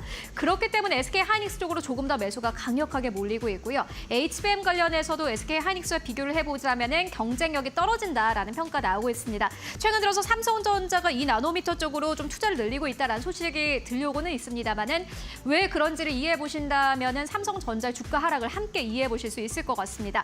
SK하이닉스 오늘 2% 넘게 상승 흐름으로 거래를 출발을 하고 있습니다. 아무래도 엔비디아가 간밤에 또 큰 폭으로 올라줬기 때문에 SK하이닉스 함께 훈풍을 받아가고 있고요. LG에너지솔루션 이번 주 들어서 주가 흐름 괜찮았습니다. 오늘 시장에서는 쉬어가는 흐름이기도 합니다. 그리고 삼성 바로직스 함께 만나보실까요? 1% 넘게 상승 흐름으로 거래 출발하고 있습니다. 삼성 바로직스 오늘 아침에 또 리포트 발행되기도 했습니다. 증권사에서는 삼성 바로직스가 3분기 실적이 우리가 예상했던 것보다 더 좋을 것이다라는 긍정적인 전망을 내놓기도 했습니다. 시장이 워낙 어렵다 보니 이렇게 실적이 좀 잘 받쳐주는 기업들 중심으로 매수가 강력하게 들어오고 있는 상황이고요. 기아 0.6% 하락세, 그리고 KB금융 강보합에서 거래에 출발하고 있습니다. 그리고 현대차가 오늘 시장에서 1.6% 넘게 밀립니다. 완성차 쪽은 계속해서 밀리고 있습니다. 아무래도 경기 침체에 대한 우려가 나오고 있는 상황 속에서 자동차 판매량을 줄일 것이다라는 우려가 나오고 있습니다. 워낙 실적이 좋았던 현대차와 기아이기도 합니다. 피크아웃에 대한 논란 계속해서 일고 있는 상황이고요. 네이버 그래도 오늘 시장 시세를 지켜냅니다. 0.3% 강보합권. 이외의 배터리 기업들 오늘 전반적으로 하락 흐름으로 거래 출발하고 있습니다. 그렇다면 코스닥 쪽은 흐름 어떨까요? 바로 코스닥으로 가보도록 하겠습니다.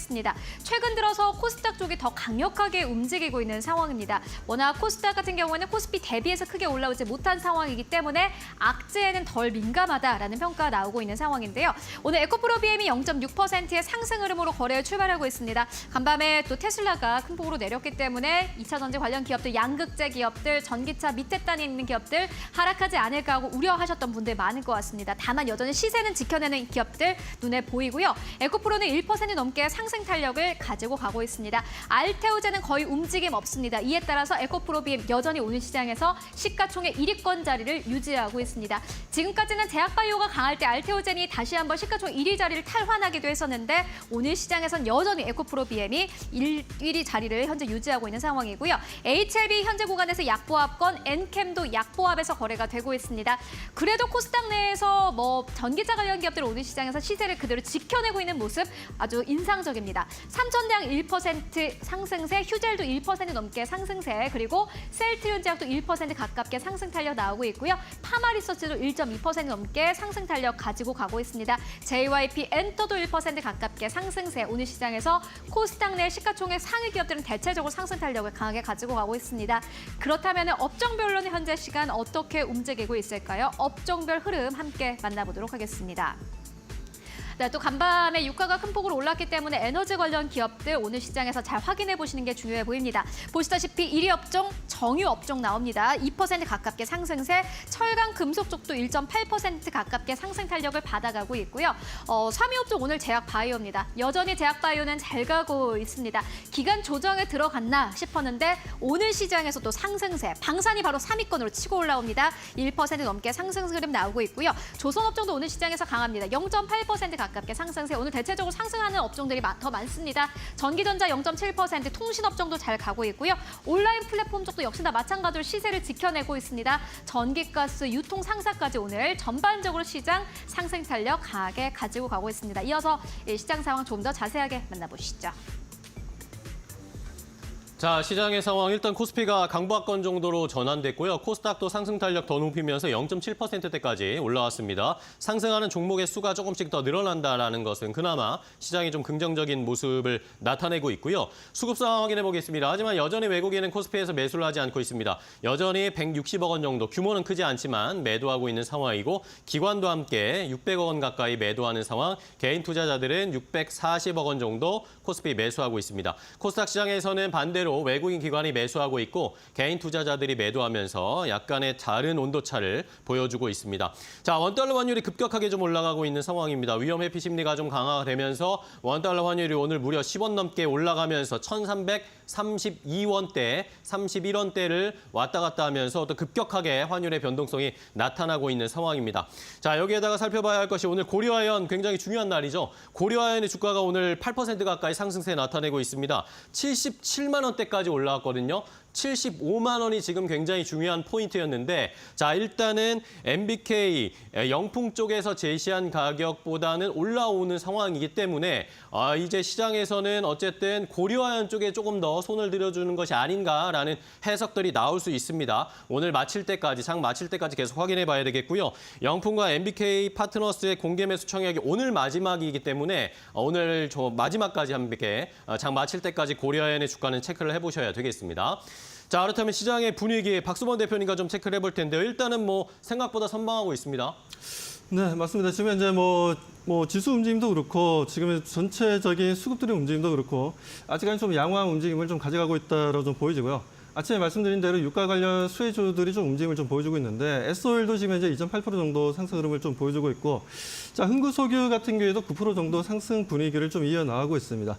자, 이렇듯이 지금 이제 유가 관련 종목들의 움직임이 좀 단기간 강한 상승 흐름을 보여주고 있는데 아무래도 제가 봤을 때는 이 분위기는 뭐 오늘 하루로 끝날 것을 보고 있지는 않고요. 다음 주까지 연결될 가능성이 좀 높다라고 봅니다. 뭐 이런 부분은 실제적으로 이스라엘이 지금 이제 타격 가능성이 국내에서는 많은 전문가들도 지금 중동에 대한 이제 박시간 학자분들도 지금 이제 계속해서 얘기하는 부분들이 가능성이 높다라는 얘기를 갖다 계속해서 좀 강조를 많이 하더라고요. 저도 어제 같은 경우에 뭐 이런저런 내용들을 좀 체크하면서 좀 봤던 부분들이었는데 미국 쪽도 마찬가지고 우리나라도 마찬가지고 많은 분들이 지금 이제 중동에서 일어나는 확산되는 전쟁으로 인해서 유가 단기 상승 흐름은 어쩔 수 없다라고 좀 판단하고 있는 부분들 거기에다가 이제 골드만삭스 같은 경우에도 천연가스 같은 경우에도 이번 겨울이 너무나 또 추운 한겨울이 될 것으로 좀 판단하다 보니까 천연가스 가격도 계속해서 급등할 것이다라는 얘기가 좀 나와주고 있습니다. 그러다 보니까 에너지 관련 종목들의 움직임들이 계속해서 상승 분위기를 좀 이어나갈 것으로 보여집니다. 자, 이런 가운데 조일 알루미늄도 좀 올라오고 있어요. 최근에 제가 원자재 가격 중에서도 알루미늄 쪽을 좀 볼 필요가 있다고 말씀드렸는데 최근 구리 가격도 다시 한 번 더 톤당 $10,000를 넘어서려는 분위기가 만들어지고 있습니다. 그러다 보니까 우리가 구리 같은 경우에는 우리가 전체적으로 글로벌 시장에서 LME 시장이 있고 CME 시장이 있어요. CME 시장 같은 경우는 미국의 시카고 쪽이다 보시면 되고 LME 시장 같은 경우는 영국의 런던 쪽에 있는데 비철 금속 쪽 같은 경우에는 LME 시장을 좀 봐야지 좀 더 정확하다라고 좀 말씀드릴 수 있고요. CME 시장 같은 경우에는 비철 금속을 제외한 부분들에 있어서 LME 시장을 또 볼 수 있습니다. 그리고 뭐 금 가격 관련해서는 뭐 뉴욕 선물 지수가 있어요. 그쪽을 바라보는 게 더 정확합니다. 데이터가 뭐 그런 부분들에 있어서 그 데이터를 좀 바라봤을 때 뭐 알루미늄이 구리를 대체할 수 있는 성향이 있습니다. 그런 부분들에 있어서 지금 알루미늄이 구리 가격이 너무나 많이 올라가다 보니까 그 부분에 있어서 알루미늄 또한 대체 원자재로서의 주가 상승 흐름 좀 가져갈 수 있다는 부분들, 그런 부분들로 인해서 알루미늄 관련주들은 단기간으로 봤을 때는 한 종목 정도는 좀 포트에 좀 담아가는 것도 좋다라고 저는 판단하고 있습니다. 자, 거기에다 지금 현재 하나에어로스페이스와 같은 지금 이제 방위산업 관련주들도 좀 움직임을 보여주고 있어요. 지금 3.3%나 좀 올라와 있고.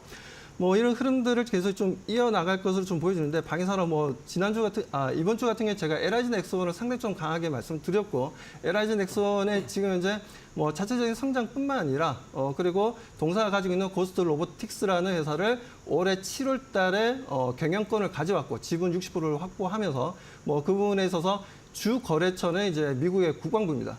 국방부고, 최근에는 독일에도 지금 고스트 로보틱스의 전쟁을 수행할 수 있는 로봇을 4개를 이제 납품을 했죠. 이런 부분들이 하나의 좀 유럽 시장 같은 경우에도 하나의 좀 시발점이 되지 않겠냐. 4대밖에 안 되지만 지금 당장은 앞으로 좀 더 확산이 될 가능성이 높다. 그런 부분에서 LIG 넥스원 같은 경우에도 하나에어로스페이스도 잘 움직여주고 있지만 LIG 넥스원도 상당히 좀 기대감을 좀 가져야 되고, 최근에 또 비궁이라는 또 제품을 또 만들었더라고요. 비궁 같은 경우에는 해상으로 이제 상륙 작전이 이루어지는 부분들에서 그걸 방어하기 위한 이제 무기라고 좀 보시면 되는데, 상당히 좀 저렴합니다. 그런 부분들도 우리가 LIG 넥스원의 주가 상승의 하나의 성장 모멘텀이 될 수 있다는 말씀드립니다. 네, 알겠습니다. 방위산업 관련된 종목까지 체크를 해봤고요. 자, 이번에는 실리섭 위원님과 시장 바라볼 텐데, 오늘 집중되는 관심이 가는 부분이 많은 상황이지만 바이오도 잘 가고 있고, 고려아연과 관련된 분쟁 관련된 주가 흐름들도 체크해봐야 될 텐데요. 신 위원님 어떤 것 먼저 볼까요? 네, 제가 한여름부터 지금 여름이 끝나고 가을철이 지나고 이제 겨울의 문턱에 와 있는 이 시점까지 말하는 기조는 그대로 진행되고 있습니다. 지금 결국 반도체에서 엔비디아, 그리고 전기차에서 테슬라가 이끌던 이 모습이 둘 다 진흙탕에 빠지면서 결국에 CEO의 말 한마디로 겨우 하루의 움직임을 가져가는 이런 모습으로 전락을 했잖아요. 그래서 우리나라에서 이제 한미반도체, 그다음에 에코프로 BM으로 대표되는 이 지금 반도체와 2차 전지의 대표주들도 당연히 진흙탕에 빠져서 헤어적될 수밖에 없습니다. 그래서 그런 가운데 결국 방산부터 시작해서 방금바조와 제바뷰를 계속 얘기해드렸는데, 그 기조는 지금도 이어지고 있고요. 아마 올 겨울도 이어질 것이고 내년 초까지도 이어질 가능성이 큽니다.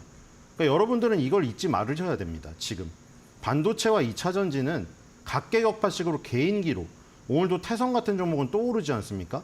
이런 중소형주 위주로 급격하게 오르는 게 있을지언정 예전처럼 한미반도체와 에코프로 BM이 대동단결하여 모두 업종과 섹터를 데리고 가는 이런 단결력은 깨졌다. 매그니피센트의 단결력도 깨졌고요.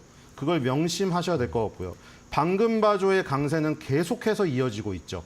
지금 굳이 이스라엘과 하마스, 헤즈볼라, 지금 이란과의 전쟁이 어디까지 더 확대되느니 그런 상황이 발생되지 않았더라도 방산의 강세는 지속되는 것입니다. 지금 한화에어로스페이스가 지금 대장주라고 말씀드렸고, LIG 넥스원, 현대로템 이런 순위라고 말씀드렸죠. 한국항공우주는 맨 꼴찌고요. 지금 현대로템까지 역사적 신고가를 돌파하는 구간까지 왔습니다. 그러니까 지금 강세를 띠면 강세를 띨수록 파장이 넓어지면서 시간이 많아지니까 2, 3등주에도 시간이 온다. 그런 거 분명히 말씀드렸기 때문에 한화에어로스페이스가 그냥 현상 유지만 해주면 현대로템에게 기회가 온다고 분명히 말씀드렸고, 그다음에 금융주죠. 금융주에서도 지금 똑같죠. 메리츠 금융지주, JB 금융지주 계속 역사적 신고가입니다. 그러니까 1등주의 메리츠 금융지주가 가고 나서 계속해서 고점에서 이 현상 유지만 해주니까 JB 금융지주의 그 시간을 벌게 된 것이죠. 이렇게 보시면 될 것 같고, 그냥 바이오도 지금 난리 아닙니까? 알테오젠이 지금 계속해서 현상 유지만 시켜주고 있죠. 그랬더니 리가켄바이오, 에이벨바이오, 펩트론, 그다음에 인벤티지랩까지 지금 기회가 온 겁니다. 그다음에 거기에 또 유한양행이 얽혀 있죠.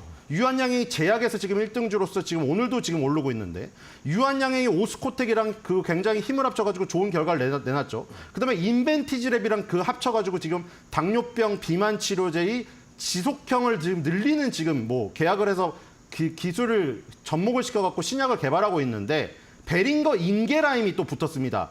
바이오다이에는 로슈가 붙었고요. 알테오젠에는 머크가 붙었습니다. 세계적인 회사들이 우리나라 기업들을 다 노리고 있어요.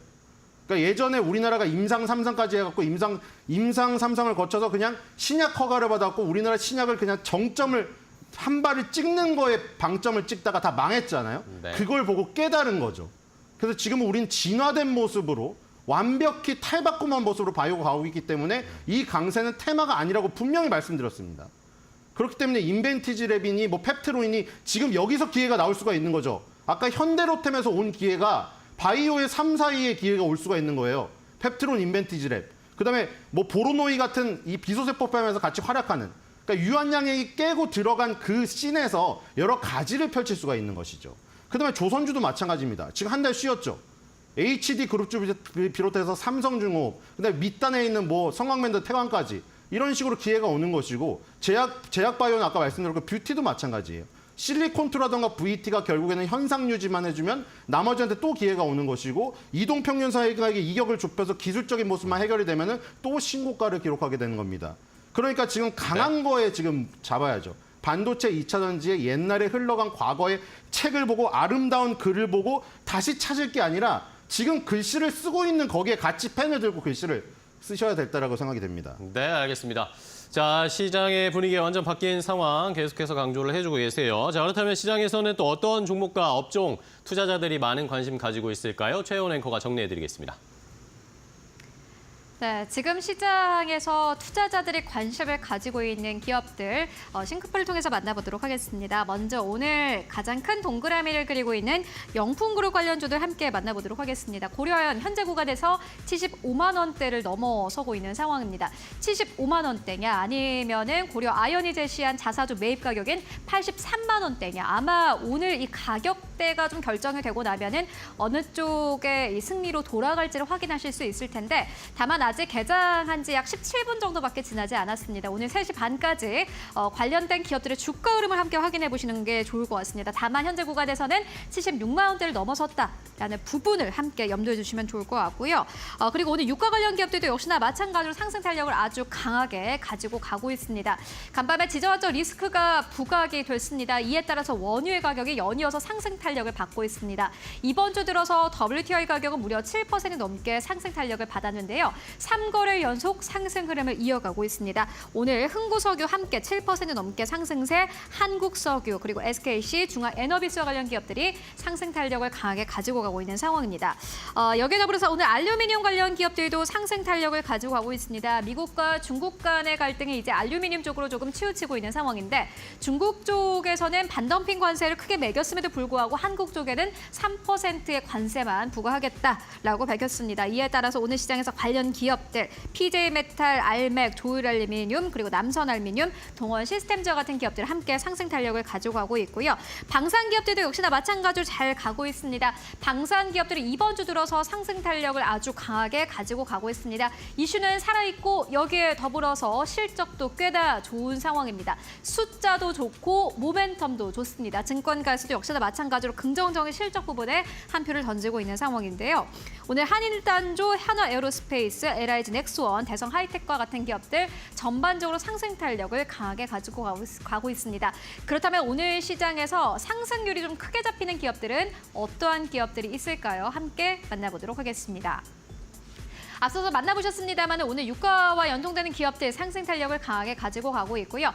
이외에도 오늘 이슈가 있는 기업들이 있습니다. 먼저 프리시전 바이오입니다. 최대 주주가 변경됐다라는 공시가 있었습니다. 이와 함께 바로 상한가에 직행을 했습니다. T사이언티픽도 오늘 시장에서 27% 넘게 상승세, 딥마인드도 23% 넘게 상승세, 그리고 아마 여러분들 많이 관심들 가지고 계실 영풍정밀 오늘 시장에서 무려 18% 이상의 상승 탄력을 가지고 가고 있습니다. 우정바이오도 역시나 마찬가지로 15% 이상 상승 탄력을 가지고 가고 있고요. 전염병 이슈가 있습니다. KTRP도 18% 넘게 상승세, 액시온그룹도 11% 넘게 상승 탄력을 가지고 가고 있습니다. 그리고 이슈가 있는 기업들 앞서서 만나보셨던 기업들입니다. 흥구석유 10% 가깝게 상승세, 그리고 중국 관련 기업들이 오늘 시장에서도 상승 탄력을 강하게 가져가고 있습니다. 헝셔그룹 10% 가깝게 상승세, 그리고 엑셀 세라퓨틱스 오늘도 갑니다. 7.8% 넘게 상승 탄력을 가져가고 있고요. 이외에도 알루미늄 가격들, 이 종목들 오늘 시장에서 다시 한번 상승 탄력을 강하게 가져가고 있습니다.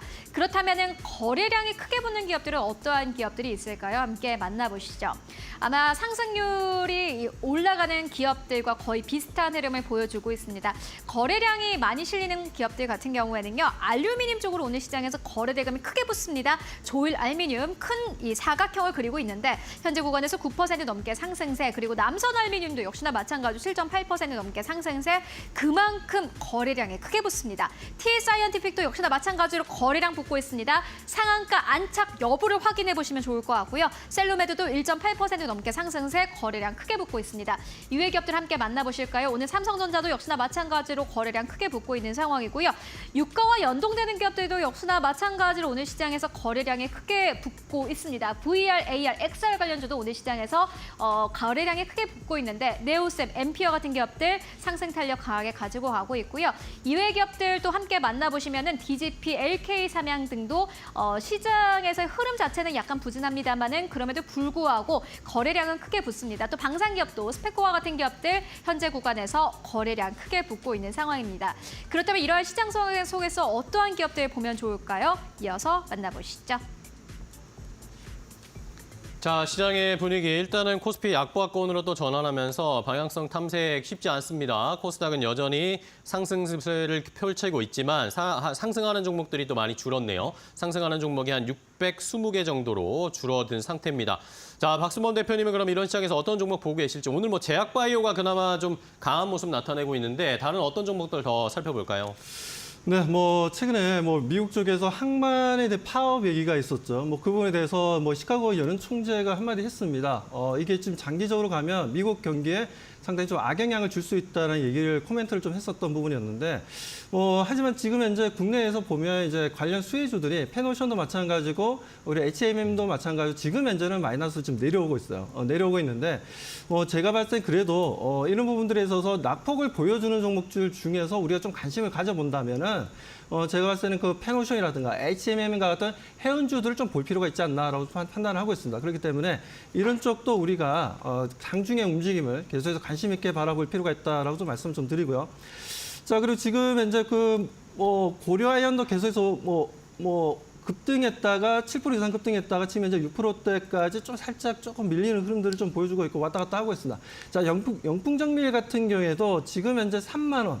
17% 정도 상승 흐름을 좀 보여주고 있는데, 자, 지금 고려아연에서 공개 매수로 얘기했던 게 3만 원이었습니다. 3만 원인데 다 매수하지는 않겠다라고 얘기했었죠. 그런데 이제 MBK 파트너스에서 또 다시 수정해서 3만 원에 우리가 공개 매수하겠다는 얘기가 또 나왔습니다.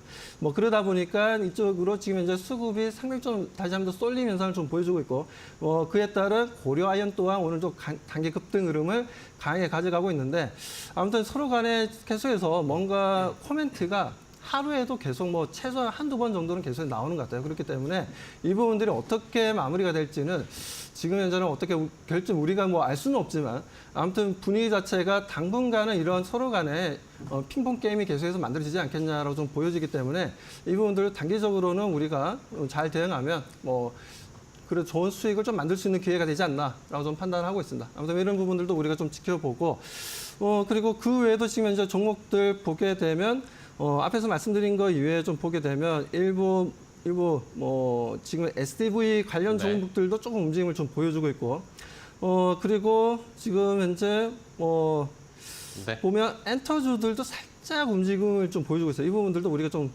관심 있게 지켜보자고 말씀드립니다. 네, 알겠습니다. 자, 미국의 동부항만 이 파업은 3일 만에 정상화되는 것으로 간밤에 또 속보가 나왔습니다. 이러면서 해운주들이 일제히 좀 매물이 쏟아지는 것으로 보이고요. 자, 조금 전에 바이든 대통령이 또 언급이 있었는데 중동전과 관련해서 전면전이 일어날 가능성은 없다라는 식의 코멘트가 있었는데, 일단은 급한 불은 끄고 있는데 시장에서 어떻게 반응할지는 계속 체크를 해봐야 되겠습니다. 자, 그렇다면 신일섭 의원과도 종목 체크해 보겠습니다. 신일섭 의원님이 늘 강조해 주시던 유한양행이라든지 한화 에어로스페이스 이런 종목들 오늘 굉장히 잘 갑니다. 이외에 어떤 종목 더 볼까요? 네, 지금까지 그대로 왔지만 이런 기조가 계속 이어진다고 말씀드렸기 때문에 지금도 늦지 않았습니다. 후발주를 노리세요. 지금 방금 봐도 제밥이 계속 얘기했는데 그중에 제일 강한 게 방산이랑 바이오네요. 그래서 빠방한 포트폴리오를 구성하면 될 것 같습니다. 바이오와 빵, 그죠? 빠방. 그래서 바이오 방산 중에서 하나에어로스페이스가 역시 대장이고, 하나에어로스페이스가 대장으로 계속 가면 LIG넥스원과 현대로템에 기회가 생기겠죠. 그래서 그거 노리시면 될 것 같고요.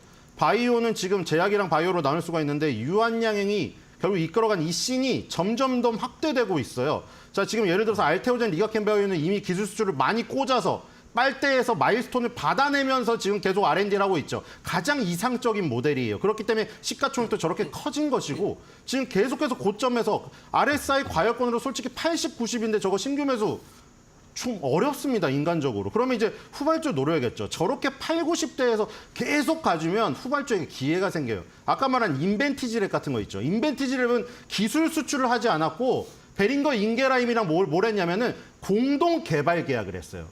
이건 뭐냐면 물질 이전, 그다음에 공동 개발 계약, 그다음에 기술 수출이 맨 마지막 단계거든요. 기술 수출까지는 아니지만 공동 개발을 하다가 베링거 인게라임이 마음에 들거나 다른 회사에서 뺏어갈 것 같으면 계약을 해가서 기술 수출을 수입을 해갈 수가 있어요. 그렇기 때문에 벌써 우리나라 회사들이 이렇게 많이 당한 거죠. 그러니까 지금 우리나라 회사가 이렇게 잘 된 이유가 뭐죠? 오징어 게임에서 이정재 역할을 포기했기 때문에 잘 된 거예요. 조연으로 나가야겠다고 마음을 버리니까 지금 잘 된 겁니다. 네. 그리고 아까 말씀드리지 않았던 지금 뭐 저기 CDMO 쪽으로 나가도 된다고 말씀드렸죠. 이런 새로운 모달리티들이 많아지면 그런 거를 만들 수 있는 생산 시설을 가진 업체들이 뜨게 됩니다. 아이디어만 갖추고 생산 시설 없는 업체가 많아요. 모더나도 마찬가지고. 그러니까 지금 삼성바이오로직스가 지금 필두로 1등으로 나서고 있으니까 후발주인 ST팜 같은 걸 노려보면 되겠죠. 네. 이런 식으로 지금 1, 2, 3, 4중에 기회가 오고 있기 때문에 바이오와 방산, 빠방한 포트폴리오를 반드시 구성하셔서 연말까지 가셔야 지금 이 엔비디아와 테슬라의 진흙탕 속에서 허우적대는 이 모습에서 탈피할 수가 있습니다. 네, 알겠습니다. 자, 자세한 전략까지 들어봤습니다. 그럼 이제 오늘 시장 어떻게 대비해야 하면 좋을까요? 마지막 키포인트 박수범 대표님 알려주세요. 네, 뭐 이번 주에 계속해서 뭐 월요일부터 뭐 좀 수요일 그리고 오늘까지 3일 동안 제가 계속해서 말씀드린 건 이제 삼성전자입니다. 삼성전자가 어디서 지금 이제 반등을 좀 보여줄 것이냐, 지지선을 만들 것이냐가 상당히 중요한 부분들인데 뭐 과거에 삼성전자의 움직임을 보면 이제 PBR상 1배 수준까지 내려오더라도 다시 한번 안 좋을 때, 그러니까 전체적으로 지금 이제 레거시 반도체에 대한 좀 부정적인 이슈도 좀 계속해서 나와주고 있고 파운드리 대전 셧다운 얘기도 좀 나와주다 보니까 이런 흐름들을 보여주고 있는데 아무래도 지금은 어떻게 보면 PBR 지금 이제 보게 되면 거의 1.1배까지 좀 내려왔어요. 그렇게 되면 거의 1배 수준까지 좀 내려왔기 때문에 이 부분에 있어서 여기서 얼마만큼의 이제 지지선을 좀 만들어내냐라는 부분들을 봐야 되는데 제가 보는 관점에서는 삼성전자 분명 메리트가 있습니다. 왜냐하면 현금성 캐시만 하더라도 지금 100조 원이 넘게 가지고 있어요. 거기다가 이 고정 자산까지 합치면 엄청난 돈을 가지고 있다는 거다. 언제든지 지금 현재 공략할 수 있는. 그리고 간밤에 어제였죠. 어제 같은 경우에 또 미국에서 삼성에서 지금 이제 디벨로퍼 컨퍼런스가 또 열렸던 부분들이 있습니다. 거기서 강조했던 게 뭐냐면 온 디바이스에 대해서 상당히 좀 강조했었고 CXL에 대해서 얘기를 했기 때문에 분명 삼성전자는 CXL이라든가 온 디바이스에서는 상당한 글로벌 마켓쉐어를 좀 가져올 수 있다고 좀 판단하고 있어서 그 부분들 기대하면서 삼성전자도 너무 안 좋게만 보지 말자라고 말씀드립니다. 네, 알겠습니다. 삼성전자에 대한 색안경을 좀 버려야 되겠습니다. 자, 이번에는 시니어님의 키포인트 알려주시죠. 네, 풀이랑 해설을 많이 드렸습니다. 한 문장으로 끝내겠습니다. 온 세상 모든 고난 혼자 짊어진 국내 증시, 강한 시세만 쫓아라. 알겠습니다. 강한 종목, 강한 업종을 집중적으로 공략해보자라는 의견까지 주셨습니다. 자, 오늘 두 분과 함께 장출발 준비해봤습니다. 오늘 좋은 전략 알려주셔서 감사하고요. 다음 시간에 또 뵙겠습니다. 고생 많으셨습니다. 고맙습니다.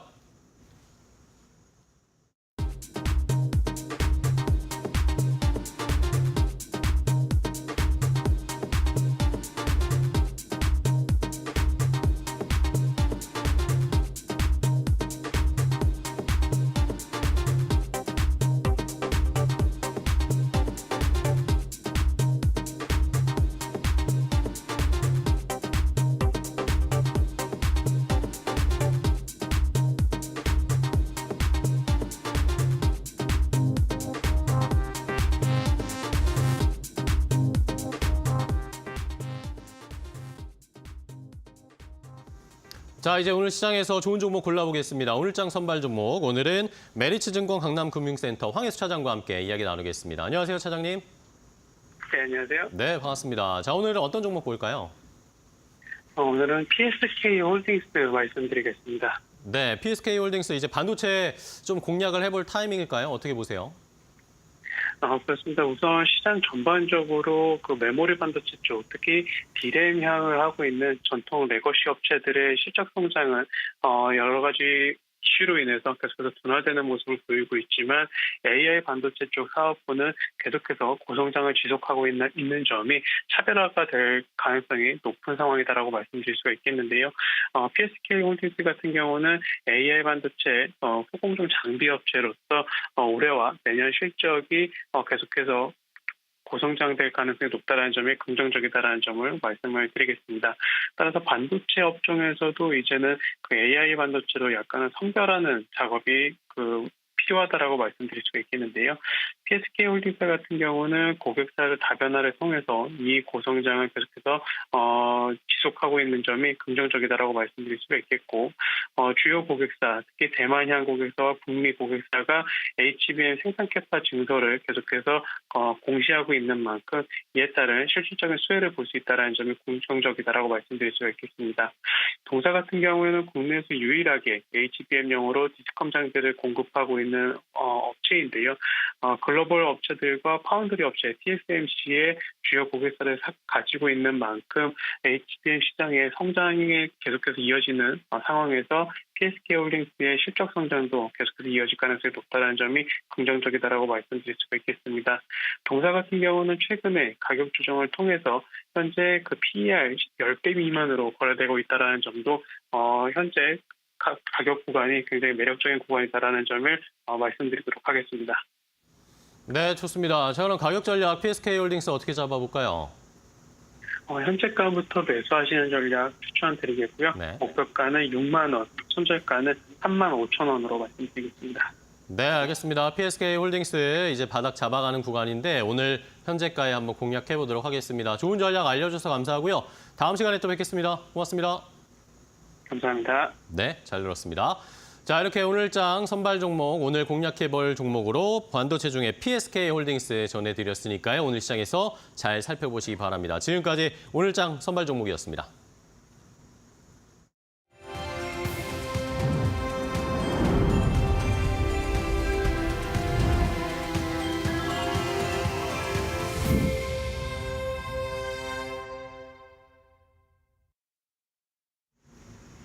네, 이어서 이코노믹 토큰으로 이어가 보도록 하겠습니다. 오늘은 타기온 뉴스의 조호진 대표 모시고 이야기 나눠보도록 하겠습니다. 안녕하십니까? 네, 안녕하세요.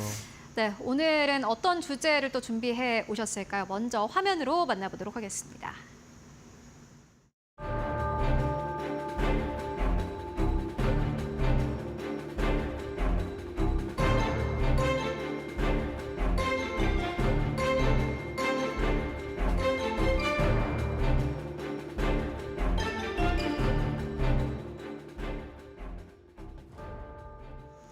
네, 최근 한국 증시의 가장 큰 변화를 하나 꼽자면은 경영권 분쟁이 아닐까 싶습니다. 거의 새로운 테마로도 좀 지정을 해볼 수 있을 것 같은데 고려 아연 오늘 시장에서 아마 주가 중요할 것 같습니다. 현재 구간에선 고려 아연 6% 가깝게 상승세 75만 7천 원대에서 거래가 되고 있습니다. 관련된 이야기 나눠보도록 하겠습니다. 일단 고려 아연 측에서는 최 회장 측이라고 좀 나눠서 이야기해볼 수 있을 것 같은데 자사주 매입을 이제 카드로 꺼내 들었습니다. 현재 상황 어떻게 진단하고 계십니까? 예. 그래서 이제 그 고려아연과 이제 MBK 영풍 연대와 기존의 이제 최은범 회장 측 경영진 사이 이제 경영권 문쟁이 붙었는데요. 일단은 이제 그 연휴 전날에 이제 자사주 매입에 대해서 그 가처분 신청, 자사주 매입을 금지해달라는 이제 이쪽 그 영풍과 이제 MBK 연합에서 냈던 소송에 대해서 기각이 나왔습니다. 맞아요. 기각이 나오면서 이제 고려아연의 최은범 회장이 한 10시 한 20분쯤 그 기각이 나오자마자 원래 준비했기 때문에 바로 이사회를 개최하고 그다음에 이제 고려아연이 자사주 매입을 받을 카드를 꺼냈습니다. 그래서 그날 이제 연달아 4개 공시가 나왔는데요. 그래서 만약에 오늘 이제 최은범 회장이 제시했던 자사주 그 공개 매수 기간이 이제 83만 원이기 때문에 83만 원까지 만약에 고려아연의 주가가 올라간다면 그렇다면 이제 그 고려아연의 자사주 매입이 가능해지고 그럼 최은범 회장 측이 보다 유리한 고지에 올라섰다 이렇게 볼 수가 있습니다. 근데 아직은 83만 원 올라가지 않았기 때문에 거기에 대해서 오늘 한번 지켜봐줘야 될 것으로 생각이 됩니다. 네, 최 씨 일가 그리고 장 씨 일가의 갈등은 지속되고 있는 가운데 사실 지금 가장 부러운 분들은 고려아연의 주주분들이 아닐까 하는 생각이 드는데 그렇죠. 예. 주가가 많이 올랐어요. 주가 흐름 어떻게 보고 계세요? 그러니까 주가는 이제 그 경영권 분쟁이 붙자마자 한 달간에 한 30% 정도 수익이 나는데요. 고려아연은 이제 뭐 이번에 경영권 분쟁 때문에 많은 분들이 인지를 하신 거지만 그전에는 사실 존재감이 미미한 회사였습니다. 왜냐하면 고려아연이라는 사명이 알다시피 아연을 비롯한 비철금속에서는 뭐 아시아 최대 기업, 뭐 세계 최대 기업이라고 분야별로 섹터별로 나누면 이제 그렇게 볼 수도 있는 기업인데 원래 비철금속이라는 게 관심이 없는 사안 아닙니까? 우리가 철이나 하면 금이나 구리 같은 경우는 그래도 관심이 많이 가지는데 비철금속 자체는 관심 별로 없기 때문에 고려아연의 주가나 매출 언제나 평탄합니다. 평탄하고 높이 올라가지도 않고 내려가지도 않고 그런 회사였습니다. 그런 회사인데 제가 좀 전에 말씀드린 대로 그 장실가와 최실가가 3대에 걸쳐서 사이좋게 경영하고 있었는데 여기에 이제 경영권 분쟁이 생기면서 한 달 만에 30% 정도 수익이 발생했습니다. 그래서 많이 주목을 받은 것인데 그래서 제가 서두에 말씀드린 대로 최은범 회장 측이 내놓은 고려아연의 매수적 자사주 매입 단가가 이제 83만 원 올라간다면 최은범 회장 측 유리하다 볼 수 있습니다. 근데 그렇지 않더라도 최은범 회장이 진 건 아니에요. 왜냐하면 국민연금이 7.5% 정도 지분을 갖고 있기 때문에 현재로서는 경영권 분쟁했던 최실가와 장실가가 나란히 33% 정도 지분을 갖고 있는데 여기에 이제 아까 말씀드린 대로 국민연금이 7.5% 지분을 갖고 있는데 국민연금이 누구의 편을 드느냐에 따라서 확 달라지겠죠. 그래서 이번에 공개 매수를 하지 못할지라도 최은범 회장이 지는 것은 아니다. 그러니까 결국은 만약에 83만 원대 공개 매수가 진행된다면 최은범 회장의 승기를 잡았다 볼 수 있는 것인데 그렇지 못할다 할지라도 최은범 회장이 진 것은 아니다. 이렇게 보시면 되겠습니다. 네, 뭐 사실 요 이슈가 먼저 나왔을 때는 MBK가 뛰어드네. 라는 그러한 좀 놀라움이 있었고 특히나 MBK 파트너스의 대표가 직접 나와서 기자회견을 한 것은 이번에 한국에선 처음이었다라는 뉴스도 나왔는데 이제는 약간 좀 쟁점이 자사주 매입으로 변경이 된 것 같아요. 그렇습니다. 자사주 매입이라는 게 어떠한 현재 구간에서의 의미를 가지고 있습니까? 예, 그러니까 고려아연의 경영권 분쟁은 사실 자사주 매입을 자사주로 보셔야 됩니다. 왜냐하면은 그 아까 좀 전 화면에 나온 대로 최은범 회장, 그 최씨 일가에 갖고 있는 지분이 15%였고 장실가 지분이 이제 33%였습니다. 근데 여기에 화면 아랫단에 보시면 LG그룹, 현대차그룹, 그다음에 하나그룹 등이 최은범 회장이 다각도로 뛰면서 야 우리 고려아연이거 손잡아 보자. 야 너네가 왜 손잡아야 되냐? 우리 전기차 시대, 2차 전지 시대 아니냐? 우리 고려아연이 2차 전지에 맞아서 획기적인 사업을 갖다 추진하고 있어. 그러니까 LG그룹, LG화학, 현대차그룹, 그다음에 하나그룹 등이 나란히 최은범 회장의 제안을 받아들였어요. 그러다 보니까 화면에 나온 대로 그들 이제 지분이 올해 18.3% 됐는데 그럼 제휴를 어떻게 하느냐? 말로만 제휴한 게 아닙니다. 그러니까 최은범 회장이 제시했던 고려아연의 자사주를 3대 그룹이 모두 가져가면서 또한 3대 그룹의 자사주를 또 고려아연이 가져가는 자사주 맞교환을 했어요.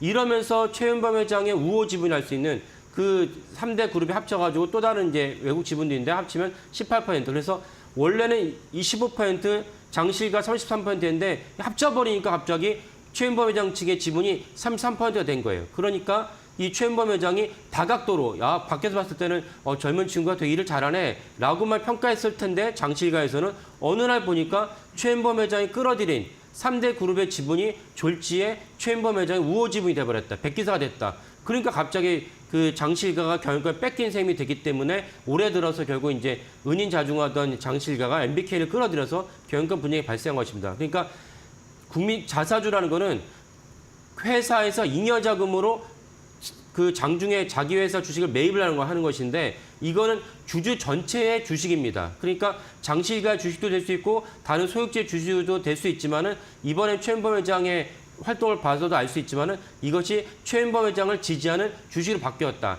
자사주는 그래서 원래는 의결권이 없어요. 주총에 의결권이 없는데 자사주를 다른 곳에 넘길 때 의결권이 살아나요. 그래서 최은범 회장이 갖고 있던 자사주를 LG그룹이나 현대쪽으로 넘겼을 때 갖고 있던 현대차그룹, LG그룹 입장에서는 주총에서 누구를 지지할 것이냐, 장실가를 지지할 것이 아니죠. 왜냐하면 최은범 회장이 다가와서 우리가 이런 사업을 할 것인가 제휴를 맺자 해서 제시한 금액이 자사주이기 때문에 그 자사주 갖고 있던 현대차그룹이나 하나그룹은 최은범 회장 지지할 수밖에 없다. 그러니까 자사주가 원래 모든 주주의 주식이었지만 이런 경영권 분쟁에서는 자사주 갖고 있던 백기사 역할을 할 수밖에 없다. 이런 점에서 자사주를 갖다가 법적 미비상태라고 볼 수 있습니다. 그래서 어쨌건 이런 상황에서 자사주가 이번 고려아연의 경영권 분쟁 핵심이 돼버렸는데 이거를 국회에서 빨리 법을 갖다 만들어서 자사주가 이런 식으로 활동했을 때는 다른 식으로 제약을 해야 된다라는 것이 이제 많은 분들의 또 중론입니다.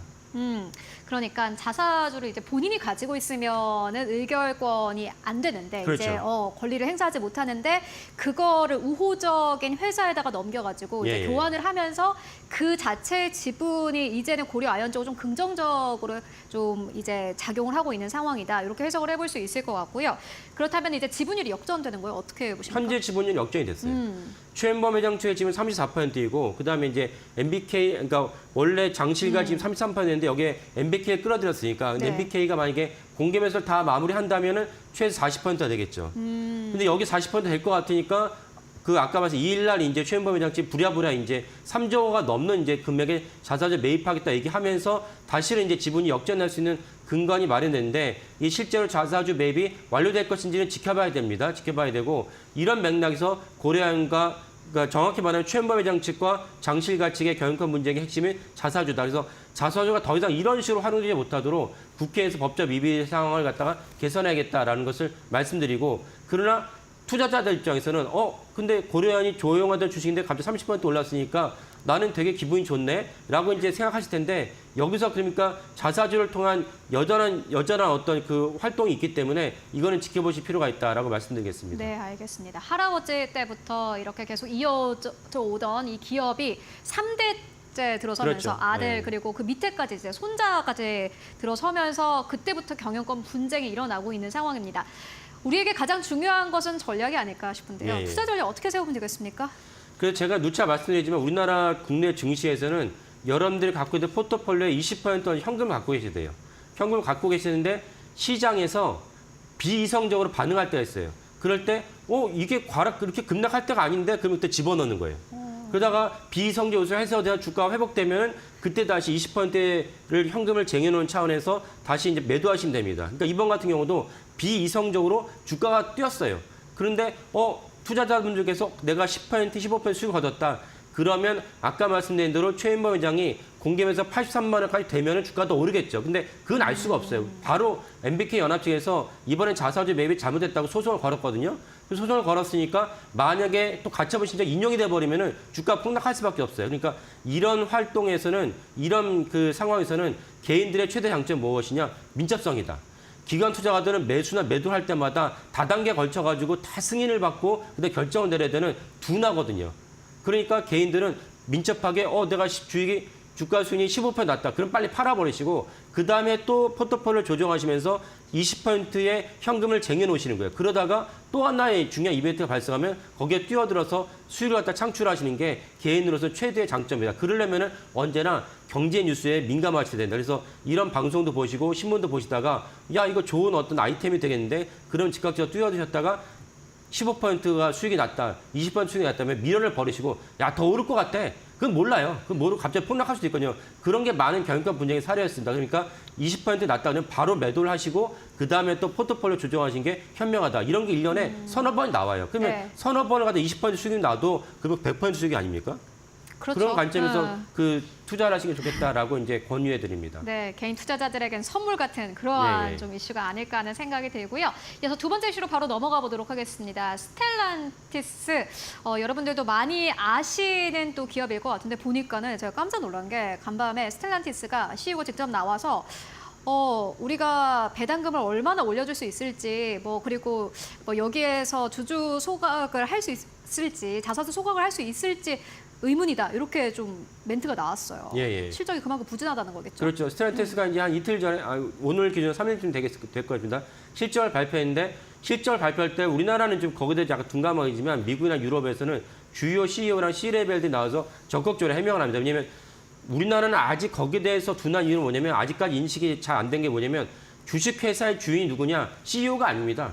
주주들이거든요. 그 주주들에 대해서 내가 너네들에게 맡긴 돈으로 경영을 했는데 어떻게 경영을 했는지 실적에 대해서 정확하게 세세하게 말할 의무가 있다. 그런 것을 IR 활동을 최소한 잘하지 않는 기업은 주가가 올라가지 못하고 당연히 폭락을 합니다. 그러니까 이제 CEO나 C-레벨이 나와서 적극적으로 설명합니다. 이 부분은 우리나라에서도 활성화될 필요가 있는데 스텔란티스가 이제 3일 전에 실적을 발표했는데 너무 북미 시장에서 우리가 잘 못하고 있다. 그리고 중국 시장에서 원래 중요한 시장이었는데 중국 시장이 수요가 둔화하고 있다. 그래서 그 영업이익에 대한 가이던스에서 안 좋게 발표를 했어. 그러다 보니까 주가가 폭락을 했는데 제가 오늘 이걸 말씀드리는 무엇이냐면 스텔란테스를 갖다가 투자하신 분들도 계시겠지만 사실은 그런 분들 소수일 거고 스텔란테스가 세계 4위 완성차 기업인데 전 세계적으로 수요가 둔화하고 있다라고 발표를 했고 이것은 우리나라 현대차, 기아차에도 무관하지 않다라고 드릴 수 있고 그리고 연휴 직전에 기아차, 현대차 실적 발표했는데 여기 동일하게 말을 했습니다. 기아차 같은 경우는 실적이 전년 대비 소수 조금 이제 올라가긴 했지만은 가장 현대차, 기아차의 가장 큰 캐시카우라는 북미 시장에서 미국 판매 실적 전년 동기 대비 10%가 내려갔어요. 그럼 되게 충격적이거든요. 그러면 충격적이기 때문에 사실은 이제 기아차, 현대차가 좀 많이 내려갔는데 스텔란테스도 별 수 없다. 별 수 없는 어떤 국제적인 시장 상황이 있으니까 이것은 현대차, 기아차만의 문제가 아니다라고 보시고 그 다음에 염두될 것이 무엇이냐? 그러면 미래이죠. 떨어진 거 어쩔 수 없어. 미래는 어떻게 봐야 될 것이냐라고 봤을 때 저는 이제 미래에는 현대차, 기아차 주가가 매출이 올라갈 것이라고 봅니다. 거기에 대해 가장 강력한 이유는 무엇이냐면은 현재 미국 페드가 50bp를 내렸고 11월 달이나 12월 달 합쳐서 50bp, 어쩌면 12월 달 50bp를 내릴 수도 있어요. 그다음에 그 ECB도 이제 금리를 계속 내리고 있는데 ECB의 마지막 매파로 불렸던 이사가 야, 나 비둘기파로 선언했다는 것을 간접적으로 발표를 했어요. 그러니까 ECB도 금리를 내릴 것이고 그다음에 가장 중요한 중국 역시 한 주에 걸쳐서 계속 엄청난 재정 정책을 갖다 발표를 했어요. 이것은 아마 다음 주나 한 달 내도 추가적 재정 정책을 발표할 것으로 보여요.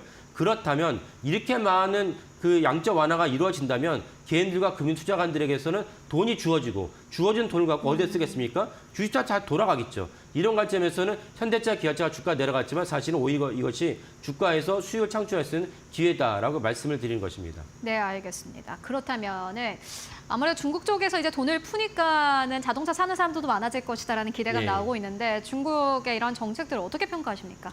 그러니까 중국의 이런 정책은 단기적으로는 아주 우호적이고 긍정적으로 봅니다. 너무나도 많은 돈을 푸니까. 하지만 장기적으로는 그렇지 못하다. 왜냐하면 중국의 오늘을 만든 것은 장기적으로 볼 때 일단 아시는 분도 계시지만 중국의 인구가 되게 안 좋아요. 중국의 인구가 감소하고 있을 뿐만 아니라 감소한 인구가 사실 청장령 인구가 노년층 인구를 떠받쳐야 될 그 비율이 너무 높아요. 그리고 시진핑 체제가 12년 차로 접어들면서 기존의 중국 경제가 지향했던 시장 경제 대신에 획일적인 공산주의 체제를 지향하면서 중국 경제 얼어붙었거든요. 그러니까 이 두 가지를 해소할 수 없는 한 중국 경제는 장기적으로 좋지 않다. 하지만 워낙 많은 돈을 푸니까 단기적으로 말씀드린 한 달 정도는 중국 경제가 되게 좋을 것이다. 그러면 관련된 주가가 올라갈 수밖에 없으니까 그런 관점에서도 기아차, 현대차의 주가가 물론 현대기아차 중에서 별로 못 팔아요. 하지만은 전체적인 시장의 우호적인 분위기가 형성됐기 때문에 기아차나 현대차가 지금이 저점이 아닌가라고 말씀드릴 수 있겠습니다. 네, 알겠습니다. 현대차, 기아 현재 구간에서는 실적이 좋지 않습니다. 하지만 앞으로를 봤을 때는 그래도 구조적으로 좀 실적이 늘어나지 않겠느냐라는 전망까지 함께 듣고 왔습니다. 완성차의 주가 흐름 함께 확인해 보시면 좋을 것 같습니다. 지금까지 조호진 대표와 함께 이야기 나눠봤습니다. 말씀 고맙습니다. 네, 감사합니다.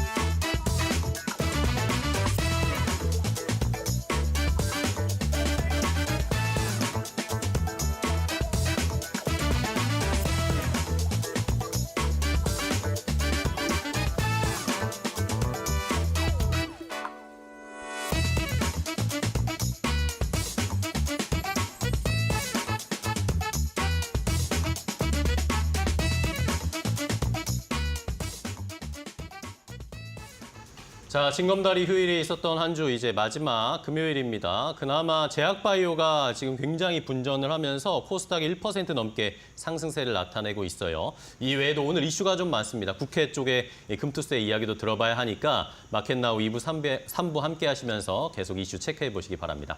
네, 저희는 더욱더 알찬 정보와 함께 다음 주에 다시 찾아뵙도록 하겠습니다. 다음 주 월요일 8시에 다시 인사드리겠습니다. 시청해주신 여러분 고맙습니다.